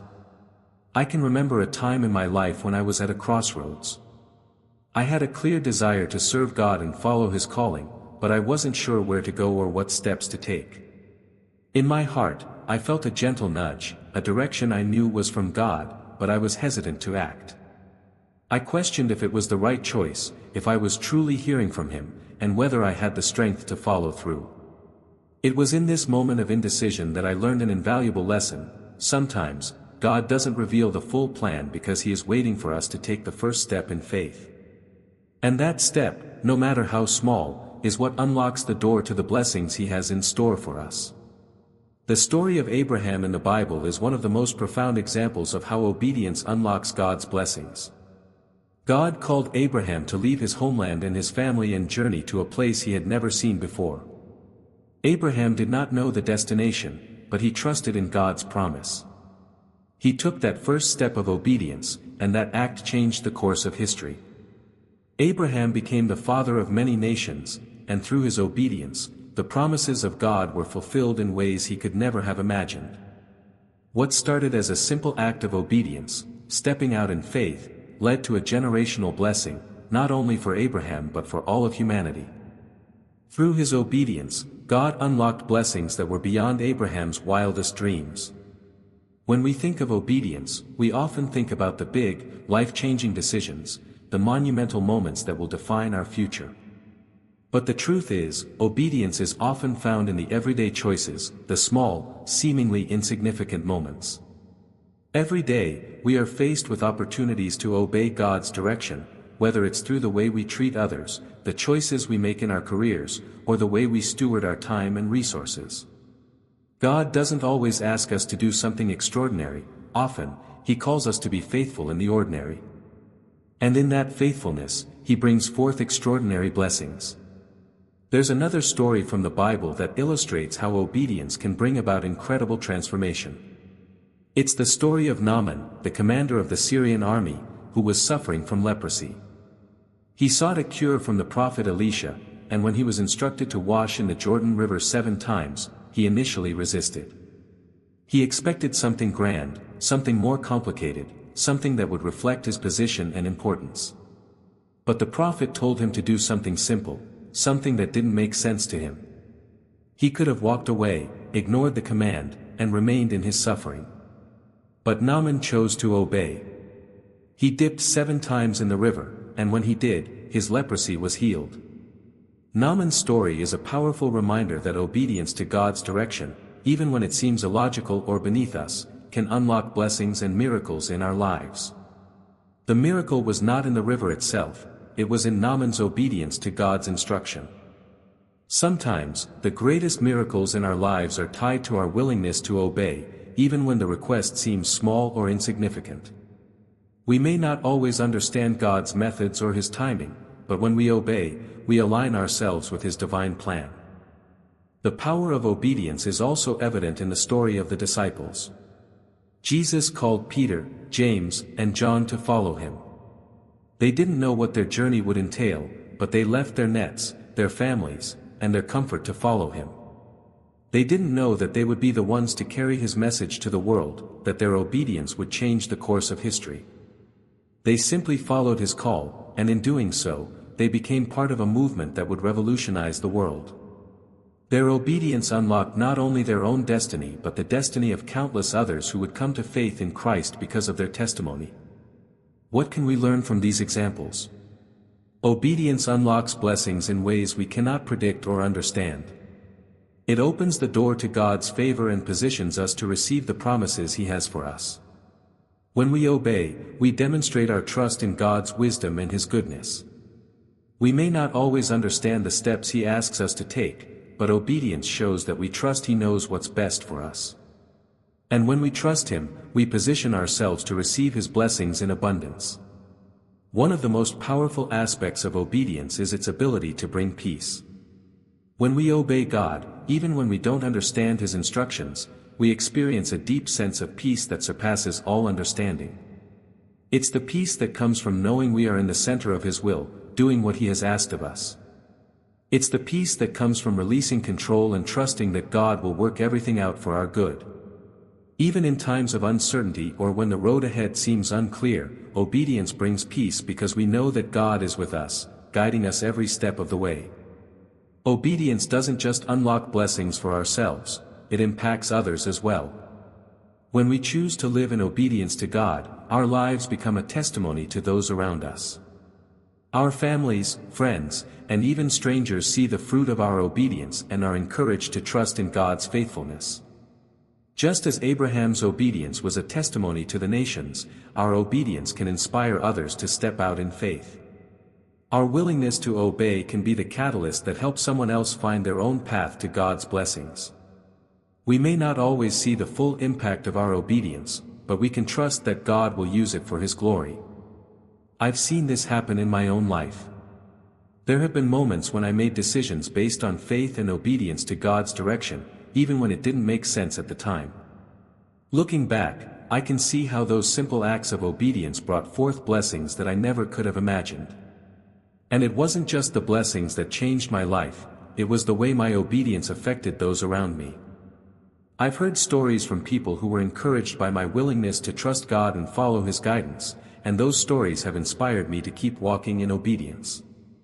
One thing we must remember is that obedience is not always easy. It requires humility, surrender, and trust. There will be times when we don't understand why God is asking us to do something. There will be times when we feel afraid, unsure, or even reluctant. But it is precisely in those moments that our obedience is most powerful. When we obey, even in our doubts and fears, we demonstrate our faith in God's wisdom and His goodness. And it's in those moments that God can work miracles in our lives. In conclusion, simple acts of obedience to God's direction can change the course of our lives in ways we never imagined. Through obedience, God unlocks blessings, fulfills His promises, and brings forth miracles. Our obedience, no matter how small, is a powerful testimony to others and a demonstration of our trust in God. As we step out in faith and obey His call, we align ourselves with His divine purpose, and in doing so, we experience the fullness of His blessings.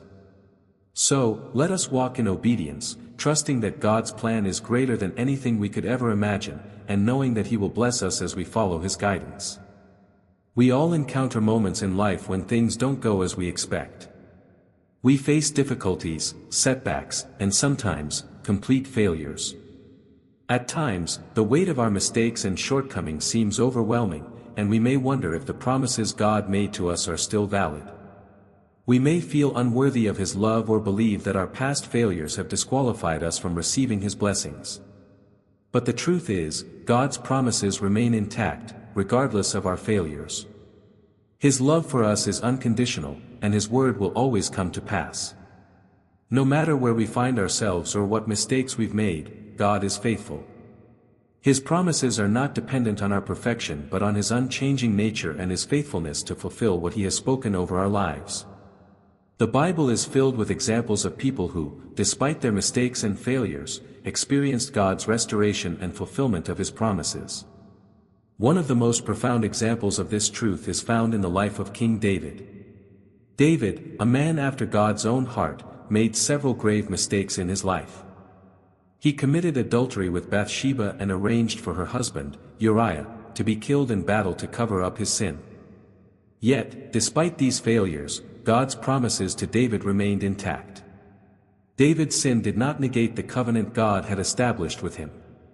God continued to fulfill His promises, and through David's lineage, the Savior of the world, Jesus Christ, was born. David's life is a powerful reminder that God's promises are not contingent on our ability to live perfectly or flawlessly. No matter how far we fall, God's love is constant. He does not turn His back on us when we stumble, and He does not withhold His promises because of our shortcomings. Instead, He calls us back to Himself, offering grace, forgiveness, and the opportunity to continue walking in the purpose He has for us. David's story shows us that God's faithfulness transcends our failures. He does not abandon us in our brokenness but works through it to bring about His plans. Another example from the Bible is that of Peter, one of Jesus' closest disciples. Peter had a deep love for Jesus, but he also had a tendency to act impulsively. On the night before Jesus was crucified, Peter denied knowing Jesus 3 times, despite having previously vowed to never abandon Him. After Jesus' resurrection, Peter must have felt immense shame and guilt for his actions. Yet, in a moment of profound grace, Jesus restored Peter. He asked Peter 3 times, "Do you love me?" and with each response, He reinstated Peter, telling him to feed His sheep. Jesus didn't abandon Peter for his failure. Instead, He showed him that His promise of restoration was still alive. Peter went on to become one of the greatest leaders in the early church, fulfilling the calling Jesus had placed on his life. Peter's restoration is a beautiful example of God's unwavering promise to restore us, no matter how far we've fallen. Even when we make mistakes, God's love does not change. His promises remain, and He will always be there to pick us up, guide us, and lead us back to the path He has set for us. We are not disqualified from His love or His promises because of our failures. Instead, God uses those failures to refine us, strengthen us, and bring us into a deeper relationship with Him. I think about my own life and the times I've failed, times when I've made choices I regret, when I've acted out of fear or impatience, or when I've allowed doubt to cloud my vision. There have been moments when I've felt unworthy of God's blessings, when I've questioned whether I could still walk in the promises He made to me. But in those moments, I've also experienced His grace in ways that I never expected. I've felt His presence drawing me back, reminding me that His promises remain, no matter my failures. I've learned that God's love is not contingent on my ability to be perfect, it is rooted in His nature, and His faithfulness is unshakable.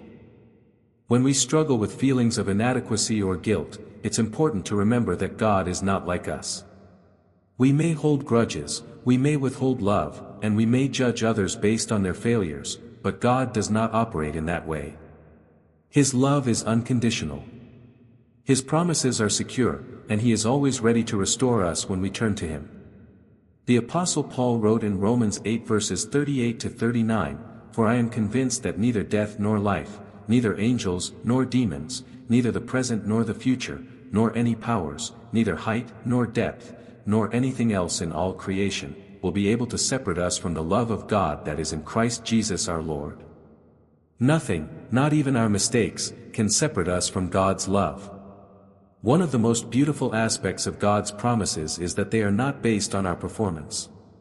He does not withdraw His promises when we falter, nor does He revoke His love when we make mistakes.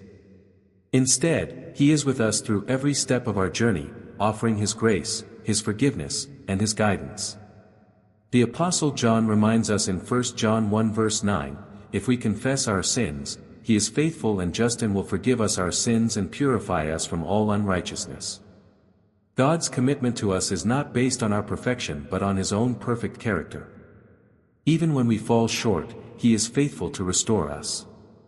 Let's consider the story of the prodigal son, another powerful illustration of God's promise of restoration. In this parable, a young man demands his inheritance early and squanders it in reckless living.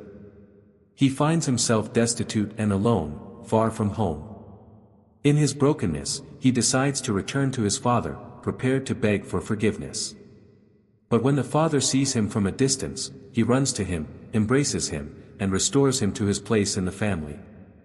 The father doesn't shame him for his mistakes, instead, he celebrates his return with a feast. This story is a powerful reminder of God's love and His readiness to restore us, no matter how far we've gone astray. When we turn back to Him, He is always there, arms open wide, ready to fulfill His promises of love, grace, and restoration. God's promises do not depend on our ability to be perfect. They are rooted in His faithfulness and His love for us. No matter how many times we stumble, God's promises remain unbroken. He will never abandon us, and He will always fulfill His word in our lives. It is in our failures that we often experience His grace most profoundly. When we recognize our need for His forgiveness and restoration, we open ourselves to the fullness of His love and the power of His promises. As we walk through life's ups and downs, it's crucial to remember that God's promises are not contingent on our circumstances. We may face trials, we may experience setbacks, and we may even fail at times. But God's love and His promises remain. He will always restore and fulfill His word in our lives. It is not about our perfection, it is about His faithfulness. So, no matter where you are today, no matter what you've done, or what you feel you've lost, remember that God's promises remain. His love for you is unconditional, and He will never forsake you. He is faithful, and He will restore you. The promises He made to you are still alive, and He is working behind the scenes to fulfill them. Trust in His faithfulness, hold on to His promises, and know that no failure can ever take away what He has promised. His word will always stand, and His love will never fail. In conclusion, God's promises are secure and unchanging. No matter our failures or shortcomings, His love remains constant, and His word will always be fulfilled. Like the prodigal son, when we turn back to God, He is ready to restore us and fulfill His promises in our lives. Trust in His faithfulness, and know that He will always fulfill His word, no matter the circumstances or failures. His promises remain intact. There are moments in life when everything changes. A single decision, a single step of faith, can alter the course of your destiny forever. Right now, as you listen to these words, you are at a turning point. You might not see it clearly, but this is your moment. The moment when you choose to trust God completely, to declare your faith with confidence, and to step into the fullness of the blessings He has prepared for you. Life is filled with opportunities, but there are moments that stand out, moments that are divinely orchestrated. This is one of those moments. It's easy to get caught up in the routine of life, to become distracted by the challenges and difficulties we face. But there are moments when God calls us to something greater, when He invites us to rise above our circumstances and walk in the promises He has for us. This is one of those moments. Right now, you have the opportunity to trust God like never before, to believe that He is working all things together for your good. You have the chance to declare your faith, not just with your words, but with your actions. And as you do, you will begin to see the transformation that only God can bring.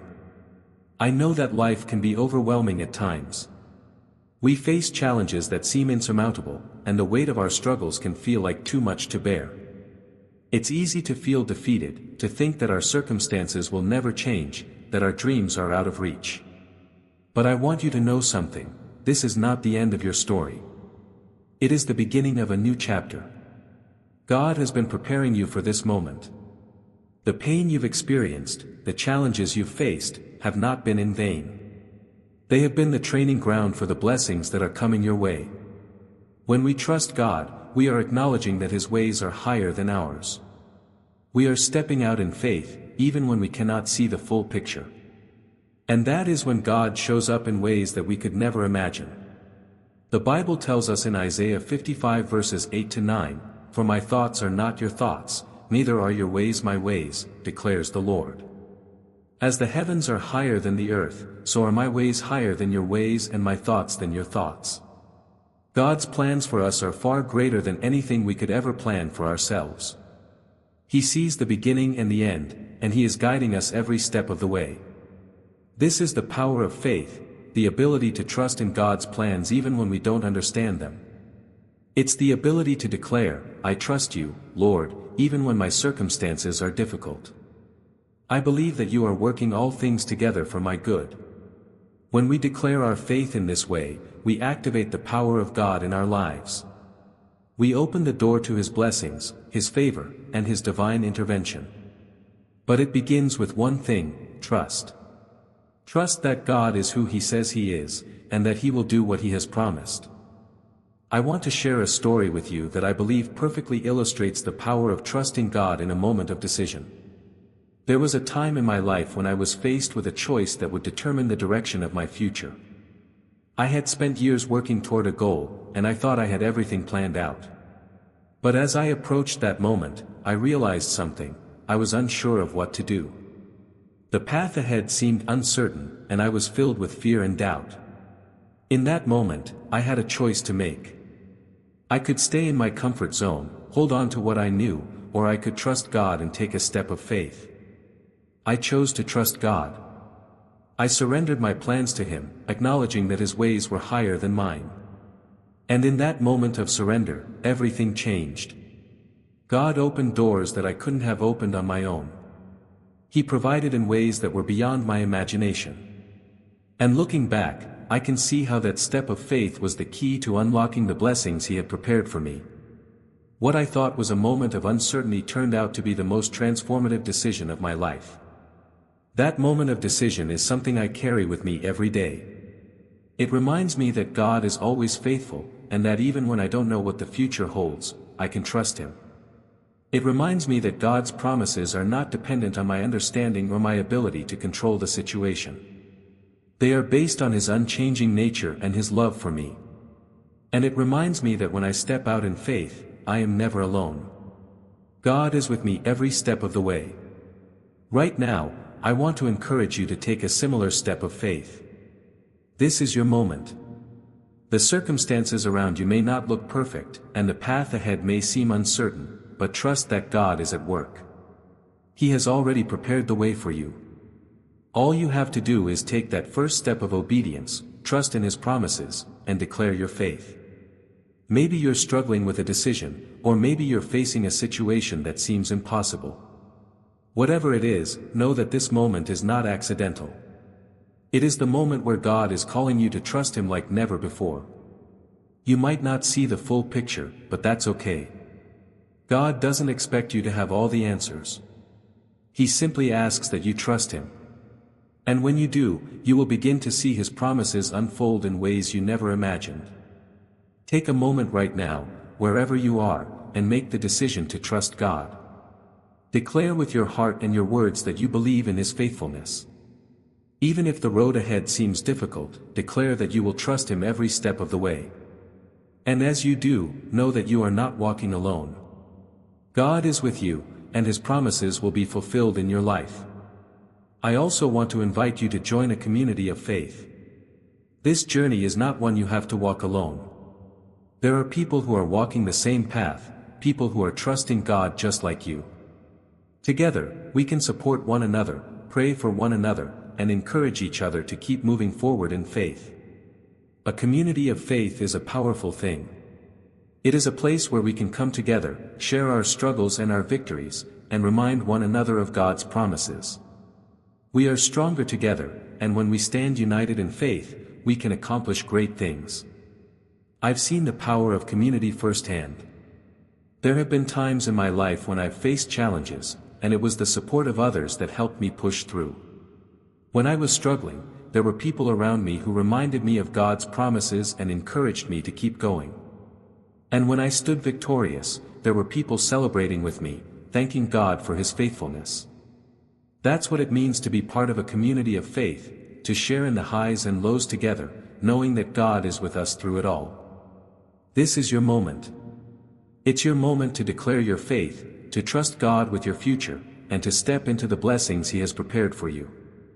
No matter what you've been through, no matter what you're facing right now, this is the moment where God can do something incredible in your life.